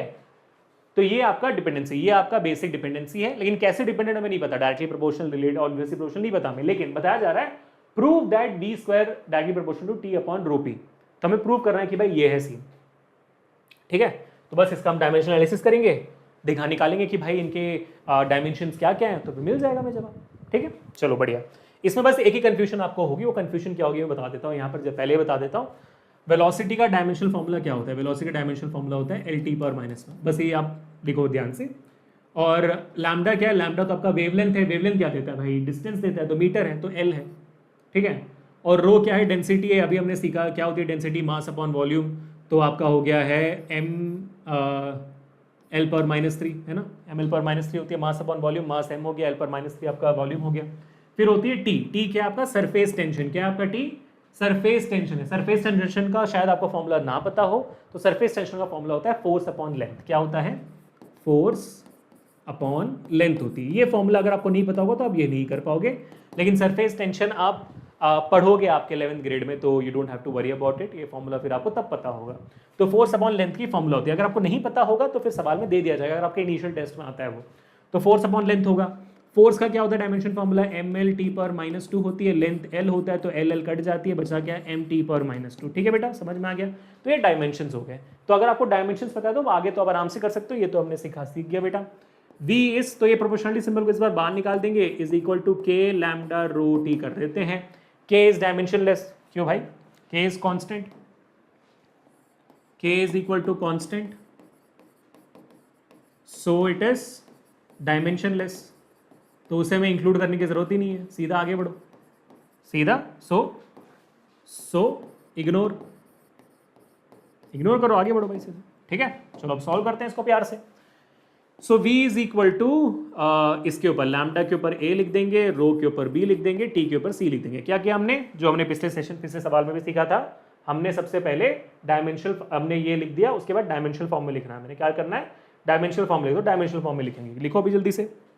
v क्या है, LT पर -1, ये है आपका length to the power a, rho क्या है आपका ml पर -3b, और t आपका है mt पर -2c। ठीक है, तो हमें डायमेंशनल बेसिस में लिख दिया। अब हम इस ब्रैकेट को ओपन करेंगे, तो LT पर -1 इज इक्वल टू L पर a इंटू MB L पर -3b। आराम से ब्रैकेट्स को ओपन करिए, गलती मत करिए, into MC T to the power -2c। ठीक है, आराम से ब्रैकेट्स को ओपन करिए, गलती बिल्कुल मत करिए, आराम से ब्रैकेट्स को ओपन करिए। ठीक है, तो अपने ब्रैकेट को ओपन कर दिया। अब क्या करना है हमें, अब हमें बस इसको इक्वेटिंग डायमेंशंस करना है, दूसरा स्टेप, बस इक्वेटिंग डायमेंशंस।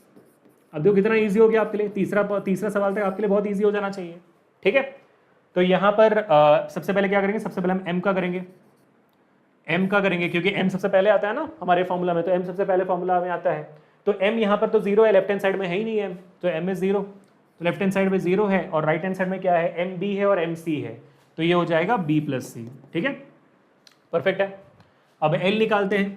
L क्या है आपके, इस साइड में पावर 1 है, तो 1, और इस साइड में क्या है, इस साइड में ये भी है और कोई, हाँ ये LB है, तो A - 3B हो गया आपका, A - 3B आपका L हो गया। अब बचा T क्या है आपका भाई, T यहाँ पर -1 है, तो लेफ्ट हैंड साइड में -1 which is equal to right hand side में कितना है भाई T सिर्फ यहाँ पर है -2C है, और कोई T नहीं है ना, देख लेना ध्यान से, मिस आउट मत करना, गलत जवाब आएगा फिर। ठीक है, तो बेसिकली यहाँ पर M का क्या मिलता है हमें, B is equal to -C, ये मिल जाती है भाई, करने की जरूरत नहीं थी वैसे, बट ठीक है। यहाँ पर क्या मिलता है मुझे मिलता है कि भाई A is equal to +3B, so A is equal to 3B मिल गया मुझे। कहीं पे मुझे कोई इक्वेशन मिल रहा है, हाँ तीसरे में मिल रहा है मेरे को, आप देखोगे नेगेटिव कट जाता है, C बन जाता है 1/2। अच्छा, तो C 1/2 है, C 1/2 है, तो आप उसको यहाँ पर डाल सकते हो, B आपका बन जाएगा -1/2 है ना, C इज 1/2, तो B इज -1/2, C के बदले 1/2 डाल दिया, परफेक्ट है।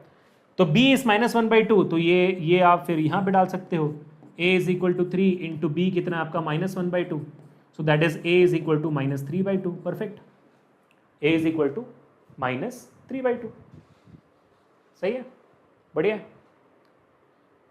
तो अब यहाँ पर इक्वेशन क्या बनता है, ठीक है, सही लिखा ना मैंने, कुछ गड़बड़ तो नहीं कर दी?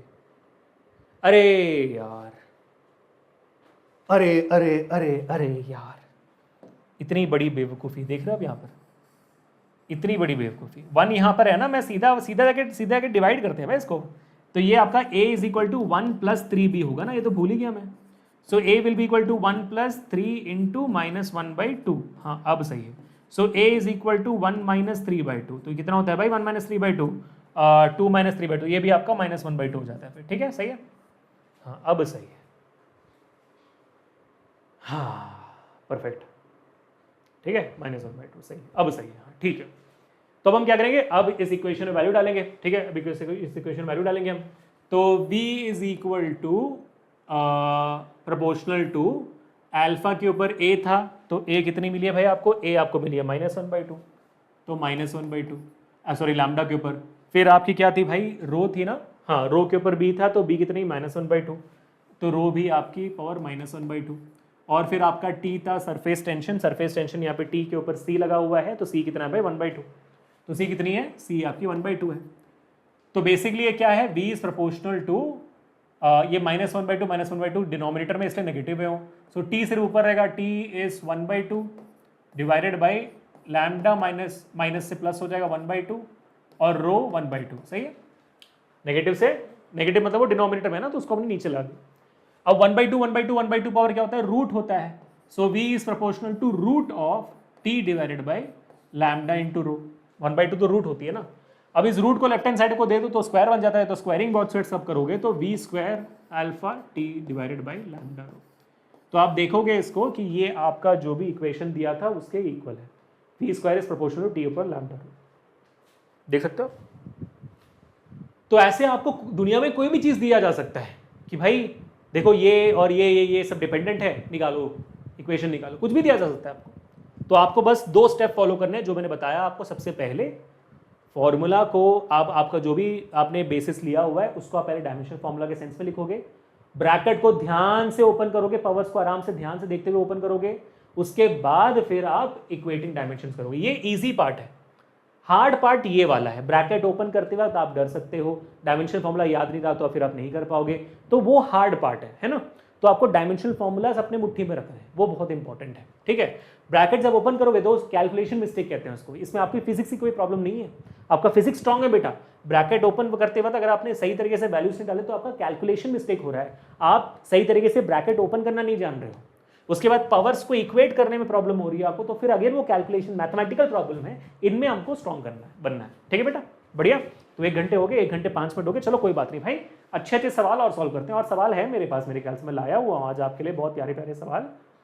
देखो ये आपका हमारा प्यारा सा एग्जाम्पल क्वेश्चन है, एनसीईआरटी का है। क्या दिया हुआ example 1.5, consider a simple pendulum having a bob attached to a string that oscillates under the action of the force of gravity. ठीक है, एक पेंडुलम है जो ऑसिलेट करता है with the help of force of gravity. ठीक है, suppose that the period of oscillation of the simple pendulum depends upon the length. Period of oscillation मतलब सिंपल भाषा में बोल रहा है कि भाई आपका जो टाइम है ना, पीरियड ऑफ ऑसिलेशन मतलब time of oscillation is dependent on its length, mass of the bob m and acceleration due to gravity g। ठीक है, derive the expression for its time period using this method of dimension. अभी आपको बस उसका formula निकालना है, कितना easy है। तो या तो आप प्रोपोर्शनलिटी सिंबल रखते कंटिन्यू करो, या तो इक्वल टू के लिख कर करो, एक ही बात होती है। हम तो भाई प्रोपोर्शनलिटी सिंबल रखे करेंगे क्योंकि के का कोई मतलब ही नहीं है ना, तो के नहीं डालते, आराम से सीधा सीधा इसको सीधा फॉलो करते हैं। ठीक है, तो हम क्या करेंगे, हमारा पहला स्टेप क्या है, हम L के ऊपर A लगाएंगे, M के ऊपर B लगाएंगे, G के ऊपर C लगाएंगे। लगा दिया, फिर इन सबके डायमेंशनल फॉर्मूलाज को लिखेंगे। हमारा पहला स्टेप है और डायमेंशनल फॉर्मूलाज लिखेंगे। टी क्या है भाई, टाइम है, टाइम मतलब भाई टी रहेगा, टी पर 1 ही रहेगा क्योंकि टी का टाइम का डायमेंशन भी टी है। ठीक है, प्रोपोर्शनल टू एल क्या है, length of the Bob, length मतलब एल होता है तो एल का ए। एम क्या है, मास ऑफ द बॉब, तो मास मतलब के जी, तो मतलब कैपिटल एम, तो कैपिटल एम हो गया बी। और जी क्या है, एक्सेलरेशन ड्यू टू ग्रेविटी, तो जी क्या है एक्सेलरेशन, तो एल टी पर -2, तो ये आपका हो गया एल टी पर -2 का सी। कितना ईजी है, देखो एनसीईआरटी तो ईजी है, मैंने तो आपको हार्ड सवाल करा दिया है ना, कितना ईजी है। सो टी पर 1 प्रोपोर्शनल एल पर ए, अब ब्रैकेट ओपन करोगे एम पर बी, ब्रैकेट ओपन किया तो एल सी टी पर -2c। अब हमें क्या करना है, इक्वेशंस डायमेंशंस को इक्वेट करना है ना। आप देखोगे मैं हर सवाल के बाद एक एक स्टेप रिड्यूस करते जा रहा हूँ। पहले मैंने आपको डिटेल में समझाया, डिटेल में लिखा, पूरा पेज भर गया, फिर मैंने वहाँ पर एक चीज़ लिखने की जरूरत नहीं समझी, दूसरे सवाल में दूसरी चीज़ लिखने की जरूरत नहीं करनी। अब मेरे को लगता नहीं कोई चीज़ लिखने की जरूरत है, आप इससे इक्वेट करोगे डायमेंशंस को भी, है ना। तो भाई m यहाँ पर लेफ्ट हैंड साइड पे 0 है, राइट हैंड साइड पे b है ही नहीं ना, m तो यहाँ पर है नहीं लेफ्ट हैंड साइड। l यहाँ पर लेफ्ट हैंड साइड पे 0 है और राइट हैंड साइड पे भाई l a प्लस सी है ना, c भी है, तो a यहाँ पर है, c यहाँ पर, तो a प्लस सी। और आपका t कितना है भाई, t राइट हैंड साइड पे आपका 1 है, और ये साइड में क्या है, a साइड में t -2c है। तो आपको सारे वैल्यूज आ चुके हैं कि b का वैल्यू 0 रहेगा, b का वैल्यू 0 रहेगा, b is not there, so b is equal to 0, a becomes equal to -c and c is equal to -1/2, है ना, माइनस या -1/2। ये c को अगर मैं यहाँ डाल दूँ, तो अगर मैं c को यहाँ डाल देता हूँ तो a की वैल्यू बन जाएगी माइनस और ये माइनस प्लस होके 1/2। बढ़िया है एकदम, बहुत प्यारा है। ठीक है, तो बस अभी हमने इसको वैल्यूज डाल देनी है यहाँ पर। So my t will be equal proportional to l power a की वैल्यू कितनी है आपकी 1/2। ठीक है, और m की वैल्यू कितनी है आपकी, m की वैल्यू भी 0 है, तो मतलब m से डिपेंडेंट ही नहीं है भाई। g की वैल्यू क्या है आपकी, g c पे है, तो c कितनी है -1/2, तो g कितनी हो गई -1/2, सही है। ठीक है, so t will be proportional to l 1/2, l m 0 है तो 1 हो गया, और ये g -1/2 है तो नीचे चला गया g, तो l 1/2 g 1/2। So t is proportional to root of 1/2 मतलब रूट है l upon g। This is the equation. m पे डिपेंड नहीं करता है, पेंडुलम के मास पे डिपेंड नहीं करता है। ठीक है, एक्चुअली में टाइम पीरियड का फॉर्मूला है 1/2 pi root of L G, तो बराबर हमने सही निकाली है वैल्यू परफेक्ट से। ठीक है, बढ़िया है, चलो सुपर ऑसम ना, कितना सिंपल तरीके से हो गया अभी। तो ऐसे ही हम प्रैक्टिस करते जाएंगे और अच्छा होता जाएगा। अब देखो ये एक्सरसाइज का सवाल था, मैं देखकर डर गया भाई, इतना इजी सवाल होता है क्या?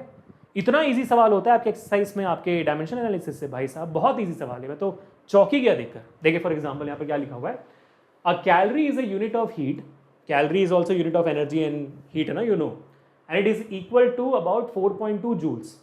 ठीक है, तो आपका जो कैलोरी है 1 कैलोरी इज इक्वल टू दिया हुआ है 4.2 जूल्स। ठीक है, और 1 जूल का वहां पर दिया आपको एनर्जी, जूल का एनर्जी का फॉर्मूला डायमेंशन पता ही है आपको, एनर्जी का डायमेंशन होता है ml² T/-2, ये आप जानते ही, अभी तक हमने सीख लिया। ठीक है, suppose we employ a system of units in which the unit of mass equals alpha. ठीक है, so mass is equal to, mass का यूनिट है अल्फा और अल्फा केजी, अच्छा alpha KG, and the unit of length equals beta metre, unit of length is beta metre, and the unit of time is gamma seconds, time is gamma seconds. Show that a calorie has a magnitude of 4.2, alpha per -1, beta per -2, gamma per 2. इतना easy सवाल है ना, मैं कह नहीं सकता आपको, मतलब फॉर एग्जाम्पल, ठीक है, मतलब मैं समझाने की कोशिश करता हूँ आपको। ठीक है, मतलब इतना इजी सवाल समझाने में दिक्कत हो रही है अभी। देखो होता क्या, हुआ क्या अभी यहाँ पर, 1 कैलोरी इज 4.2 जूल्स है ना, 1 calorie is equal to 4.2 joules. अब जूल्स की यूनिट क्या सवाल में दी गई है, केजी मीटर स्क्वायर पर सेकंड स्क्वायर, आप जानते भी हो ml² T/-2। So 1 calorie is equal to 4.2 joules को मैं एक्सपैंड करूंगा तो क्या आएगा, केजी मीटर स्क्वायर पर सेकंड स्क्वायर, यही आएगा। ठीक है ना, बराबर है, परफेक्ट है। ठीक है, अब देखो बहुत सिंपल है भाई, बहुत सिंपल है। यहां पर हम क्या करेंगे, हमारा मेथड क्या है भाई, हमारा 1 जूल है इक्वल टू सम कैलोरी है ना, 4.2 कैलोरी, फर्क नहीं पड़ता, 4 कैलोरी लिख देते हैं, कैलोरी। ठीक है, हमारा जूल का डायमेंशन फॉर्मूला क्या है जो हमने लिखा हुआ वहां पर, ml² T/-2। अभी देख लीजिए भाई, ये भी हीट की एनर्जी की यूनिट है, ये भी एनर्जी की यूनिट है, तो दोनों साइड क्या होना चाहिए, ml² T/-2 होना चाहिए। इसलिए हम यहाँ करेंगे 1 1 1 लिख देंगे, यहाँ 2 2 2 लिख देंगे, सेम बात है, बात तो सेम है ना। ठीक है, बराबर है। तो अब यहाँ पर ये कितना भाई, 1 जूल कितना कैलोरी है, 4, तो 1 कैलोरी 4.2 जूल है ना, 1 कैलोरी आपका 4.2 जूल है। हाँ ठीक है, तो तो ये क्या हो जाएगा, डिवाइड बाई 4.2 हो जाएगा, बेसिकली डिवाइड बाई 4.2 हो जाएगी। हाँ ठीक है, तो ये या तो फिर ये 4.2 ऐसे लिख दो अब यहाँ पर, बराबर है, कोई इशू नहीं है। ठीक है, अब आप क्या करोगे, आप बेसिकली आप 4.2 को लिखना है तो लिखिए, नहीं तो डिसकंटिन्यू कर दी, कोई बात नहीं। आप यहाँ पर अब बाकी चीज़ें लिख दीजिए। यहाँ पर क्या हो जाएगा, फिर यहाँ पर आपका हो जाएगा m1l1 T/-2 divided by m2l² T/-2 हो जाएगा, परफेक्ट है। ठीक है, which is equal to watt, यहाँ पर आपका फिर आप ब्रैकेट को ओपन करोगे तो ये हो जाएगा आपका m1/m2 to the power 1, same चीज़ जो आप कर रहे थे, T1/T2 to the power square ना, टू द पावर, सॉरी ये l है, ये l to the power square, और t कितना है, T/1 T/-2, ये हो जाएगा पावर -2। तो सेकंड तो कट जाएगा, आपको पता ही है इस बारे में, बट ठीक है आगे बढ़ते हैं। यहाँ पर आपका जो m वाला यूनिट है, जो मास है, वो तो kg में रहेगा, kg में कोई डिफरेंस नहीं है, डिवाइडेड बाई यहाँ पर जो m2 है, जो मास यहाँ पर आपको कैलोरी के लिए लेना है, वो आपका कितना है, अल्फा kgs है, क्या आपका अल्फा kg है टू दी पावर 1। ठीक है, और लेंथ कितना है, लेंथ भाई आपका मीटर में होता है, और यहाँ पर कितना लेना है आपको, बीटा मीटर लेना है, तो बीटा मीटर स्क्वायर। T1 कितना है भाई, T1 आपका इन जनरल सेकंड होता है, T2 यहाँ पर कितना होगा, आपको लेना कितना है भाई, गामा सेकंड्स में लेना, तो गामा सेकंड्स आपने लिया टू दी पावर -2। तो अब देखो यहाँ पर kg मीटर सेकंड कट जाता है, बचता क्या आपके सामने बच जाता है अल्फा, जो डिनोमिनेटर में तो ऊपर जाएगा तो अल्फा पर -1 हो जाएगा, और बीटा जो डिनोमिनेटर में तो ऊपर जाके बीटा पर -2 हो जाएगा, क्योंकि यहाँ पर स्क्वायर है, और गामा जो ऊपर जाएगा तो बन जाएगा गामा ऑलरेडी डिनोमिनेटर में है तो ऊपर जाएगा तो प्लस हो जाए तो गामा स्क्वायर बन जाएगा। तो आप देखोगे आपका जो डायमेंशन वो चाहता था वही आया है, 4.2 अल्फा पर -1 बीटा -2 गामा स्क्वायर, बराबर। ठीक है, 4.2 से फर्क नहीं पड़ता आपको, बस ये डायमेंशन फॉर्मूला से फर्क पड़ता है कि वो आ गया कि नहीं, वही कि हमने इक्वेट कर दिया, बराबर। चलो भाई बहुत बहुत बढ़िया, तो एनसीईआरटी ये सवाल भी हो गए। अब आगे बढ़ते हैं, ये एक सवाल है जो मैं चाहता हूं कि आप एक बार इसको ट्राई करना, this is your homework for today guys, this is your exercise question number 1.13। काफ़ी अच्छा, काफ़ी इंटरेस्टिंग सवाल है। I really wish you guys to practise this up very very carefully. काफ़ी अच्छा सवाल है, बहुत सिंपल सवाल है। आपको बस ये बताना है कि भाई यहाँ पर ये जो सी है, सी इस फॉर्मूला में कहाँ लगे। बहुत ईजी है, बताना मेरे को एक बार कि कहाँ लगना चाहिए इसे, ठीक है। Let me know the answer in the comment section. चलो, क्योंकि इसके बाद जो हम सवाल करने वाले हैं वो नीट के सवाल करने वाले हैं। तो now we are going to do NEET questions जो आते हैं आपके डायमेंशन एनालिसिस। आपको एक आइडिया देने के लिए मैं कुछ सवाल अभी नीट के करवाने वाला हूं। तो आप ये देख सकते हो, ये नीट 2022 का सवाल है। Let's see what exactly this question is. ठीक है, सबका ध्यान यहाँ पर बेटा, कोई यहाँ पर नहीं देखेगा, सब लोग यहाँ पर ध्यान देखो। बहुत इंपॉर्टेंट सवाल आपके सामने आ रहा है। Force F, acceleration A and time T are chosen as the fundamental physical quantities. Find the dimensions of energy. Energy की आपको डायमेंशन निकालना है। तो ये बेसिकली बताया जा रहा है कि भाई आपका जो एनर्जी है, energy is directly proportional to F A and T. अब आप इसका निकाल, मतलब एम एल टी लिखने के बदले आपने बता दिया कि एफ ए टी बोला गया है। इसका आप डायमेंशनल फॉर्मूला बताइए, find the dimensions of energy. Energy का डायमेंशन बताइए। डायमेंशन मतलब पावर में क्या आना चाहिए, एफ के पावर में क्या आएगा, ए के पावर में क्या आएगा, टी के पावर में क्या आएगा, ये बता दो अब बस। ठीक है, तो ये बताना है, ये तो आप जानते ही हो। एनर्जी का क्या होता है पता है आपको, एनर्जी का यूनिट क्या होता है भाई, M L square T power -2, यही होता है। Proportional to force, F S force. Force का फॉर्मूला क्या होता है, पहले हम यहाँ पे ए लिख देंगे, बी लिख देंगे, सी लिख देंगे। ठीक है, यही तरीका है। एफ का फॉर्मूला क्या होता है, एम एल टी पावर -2, इसका हो गया पावर ए। बी एरिया ना, बी एक्सेलरेशन है। एक्सेलरेशन क्या होती है, एल टी पावर -2, तो ऊपर लिख दिया बी। सी क्या है, टाइम, टाइम है ना टी, तो टी तो भाई टी होती है टी पावर सी।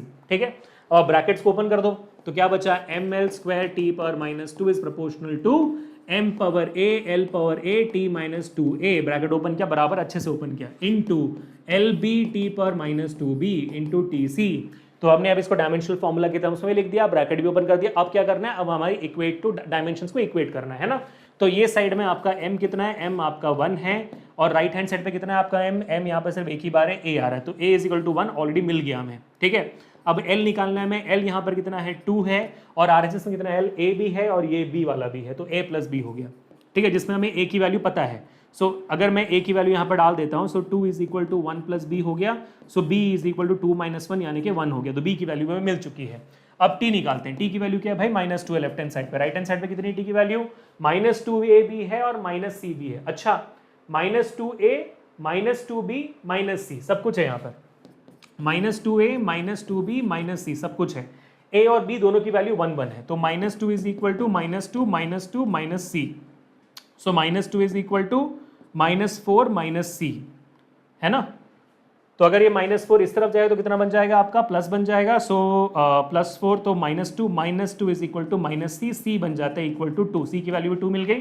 तो a b और c सबकी वैल्यू मिल चुकी है यहाँ पर परफेक्टली बराबर।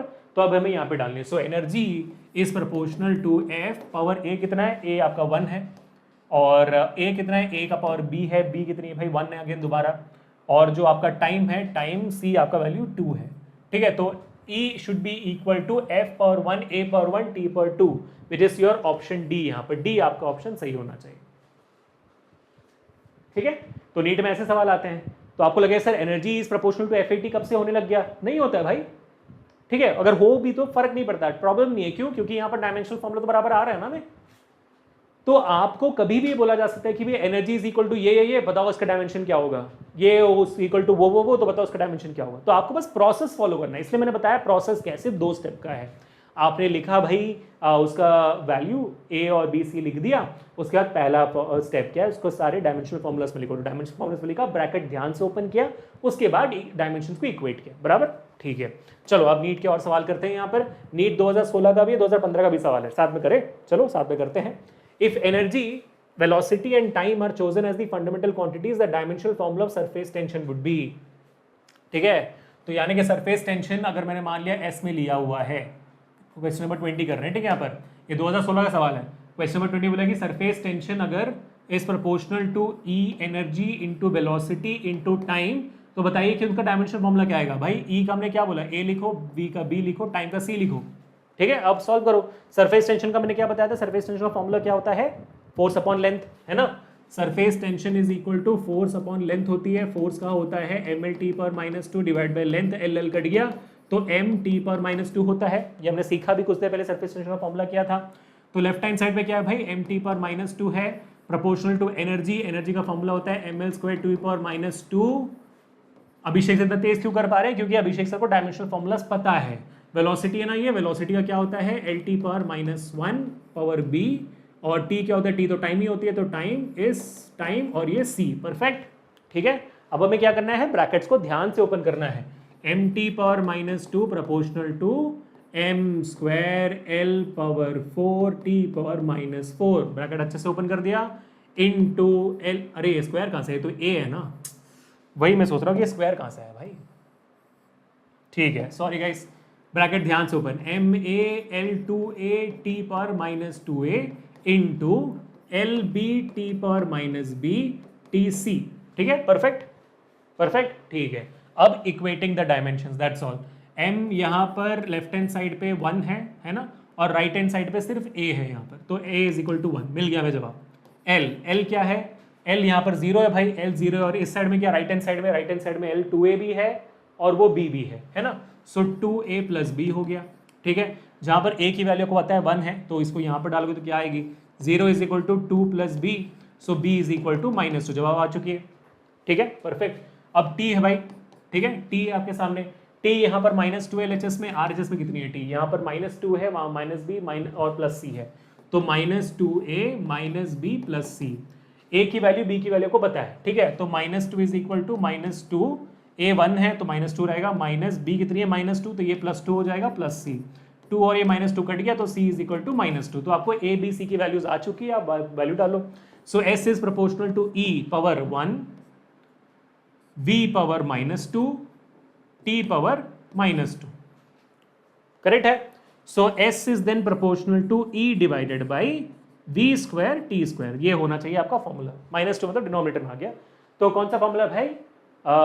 e v -2 t -2, ये आपका ऑप्शन डी आपको दिख रहा होगा, e v -2 t -2 दिख रहा है आपको ऑप्शन डी, परफेक्ट है, ठीक है। बढ़िया है, मेरे को तो बहुत मजा आ रहा है करते हुए, आपको मजा आ रहा है? मेरे को बहुत मजा आ रहा है, जब चीजें सॉल्व हो जाती है तो ज्यादा खुशी होती है ना। चलो ठीक है, अब 2015 का सवाल करते हैं। यहाँ पर सिमिलर सवाल है 2015 का, इसको भी बहुत तेजी से करेंगे, आपको समझ में आएगा कि भाई ये तो बहुत ज्यादा इजी है। देखो यहाँ पर F force, velocity and time t are taken as fundamental units when the dimensions of mass are, dimensions of mass पूछा जा रहा है भाई, मास, ओहो हो, ठीक है। तो यहाँ पर देखो मास बोला गया है is proportional to F B and T, तो आप क्या करोगे? पहले मास F के ऊपर A लगाओगे, B के ऊपर B लगाओगे, टाइम के ऊपर C लगाओगे, लगा दिया आपने।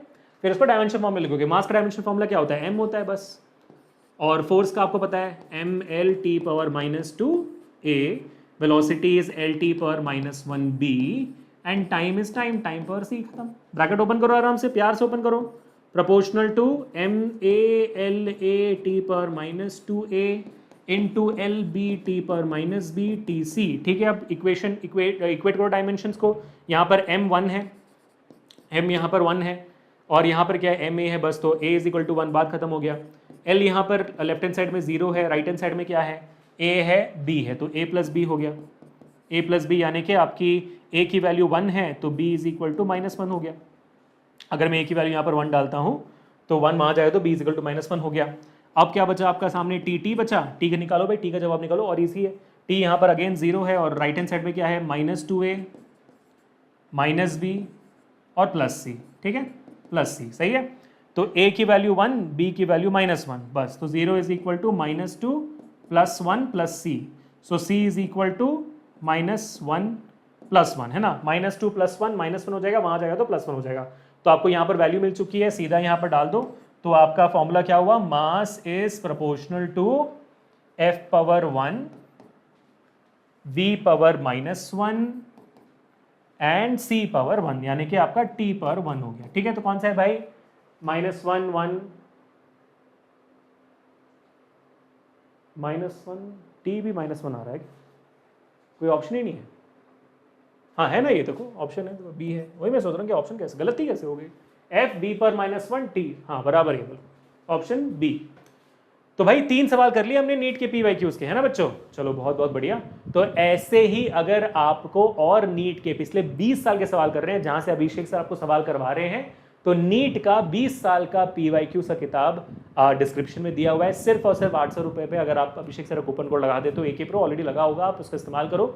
800 रुपये आपको पिछले 20 साल के चैप्टर बाय चैप्टर सारे सवाल मिल जाएंगे with solutions and answer keys, ठीक है। डिटेल एक्सप्लेनेशन है वहां पर, तो आप उसको उठा सकते हो, डिस्क्रिप्शन में लिंक है, ठीक है बेटा। तो बढ़िया हो गया, क्लियर हो गया, सबको समझ में आ गया। तो बस इतना ही था मेरे ख्याल से। Thank you so much guys, really hope always enjoy today session. आप NEET X by Vedantu, NEET X by Abhishek sir का इंस्टाग्राम हैंडल है, वहां पर आप मुझसे डाउट भी पूछ सकते हो। हमारा टेलीग्राम चैनल है, लिंक डिस्क्रिप्शन में, और नोट्स भी आपको हमारे डिस्क्रिप्शन में मिल जाएंगे। तो भाई चिंता मत करना, एंजॉय करते जाना आराम से। 1.5 घंटे में हमने पूरा डायमेंशन एनालिसिस खत्म कर दिया। मतलब सिंपल सी बात है, मेरा हमेशा वादा ये रहता है कि अगर आपने ये सेशन देख लिया तो फिर आपको डायमेंशन एनालिसिस और करने की जरूरत नहीं है कहीं और से, खत्म, सारे पढ़ा दिए मैंने आपको। तो मैं समरी कर देता हूँ कि आज आपने क्या क्या किया। आज हमने सीखा कि रिवाइज किया हमने कि डायमेंशन क्या होता है, फिर डायमेंशन एनालिसिस करना क्या होता है। 3 वजह से करना पड़ता है। सबसे पहले कि इक्वेशन सही बनता है कि नहीं, इक्वेशन की करेक्टनेस को जानने के लिए, उसको हम कहते हैं प्रिंसिपल ऑफ होमोजेनिटी, कि LHS और RHS में जो डायमेंशन तो इक्वल होने चाहिए। आप इक्वल डायमेंशन वाली चीज़ों को ये ऐड भी कर सकते हो, सब्ट्रैक्ट भी कर सकते हो, मल्टीप्लिकेशन डिवीजन में फर्क नहीं पड़ता। उसके बाद फिर हमने सीखा कि भाई कन्वर्जन फैक्टर निकालने के लिए भी जरूरत पड़ती है हमें, जैसे 1 newton is equal to 10⁻⁵ dyne, वो निकालने के लिए भी जरूरत पड़ती है। 1 kg इज इक्वल टू 1000 ग्राम, वो निकालने के लिए जरूरत पड़ती है, कन्वर्जन फैक्टर के लिए जरूरत पड़ती है। तीसरा हमें 2 क्वांटिटीज के बीच में रिलेशनशिप निकालने के लिए भी हमें निकालना होता है डायमेंशन एनालिसिस। जैसे K is equal to half mv² prove किया हमने, P is equal to ρgh prove किया हमने पेंडुलम का इक्वेशन प्रूव किया, ये नीट के सवालों को प्रूव किया, बस वही, ठीक है बेटा। तो I really hope always enjoy today session. अगर अच्छा लगा तो hit the like button, share this video to everybody, subscribe to the channel. मिलते हैं नेक्स्ट सेशन में। This Abhishek signing off. Peace people.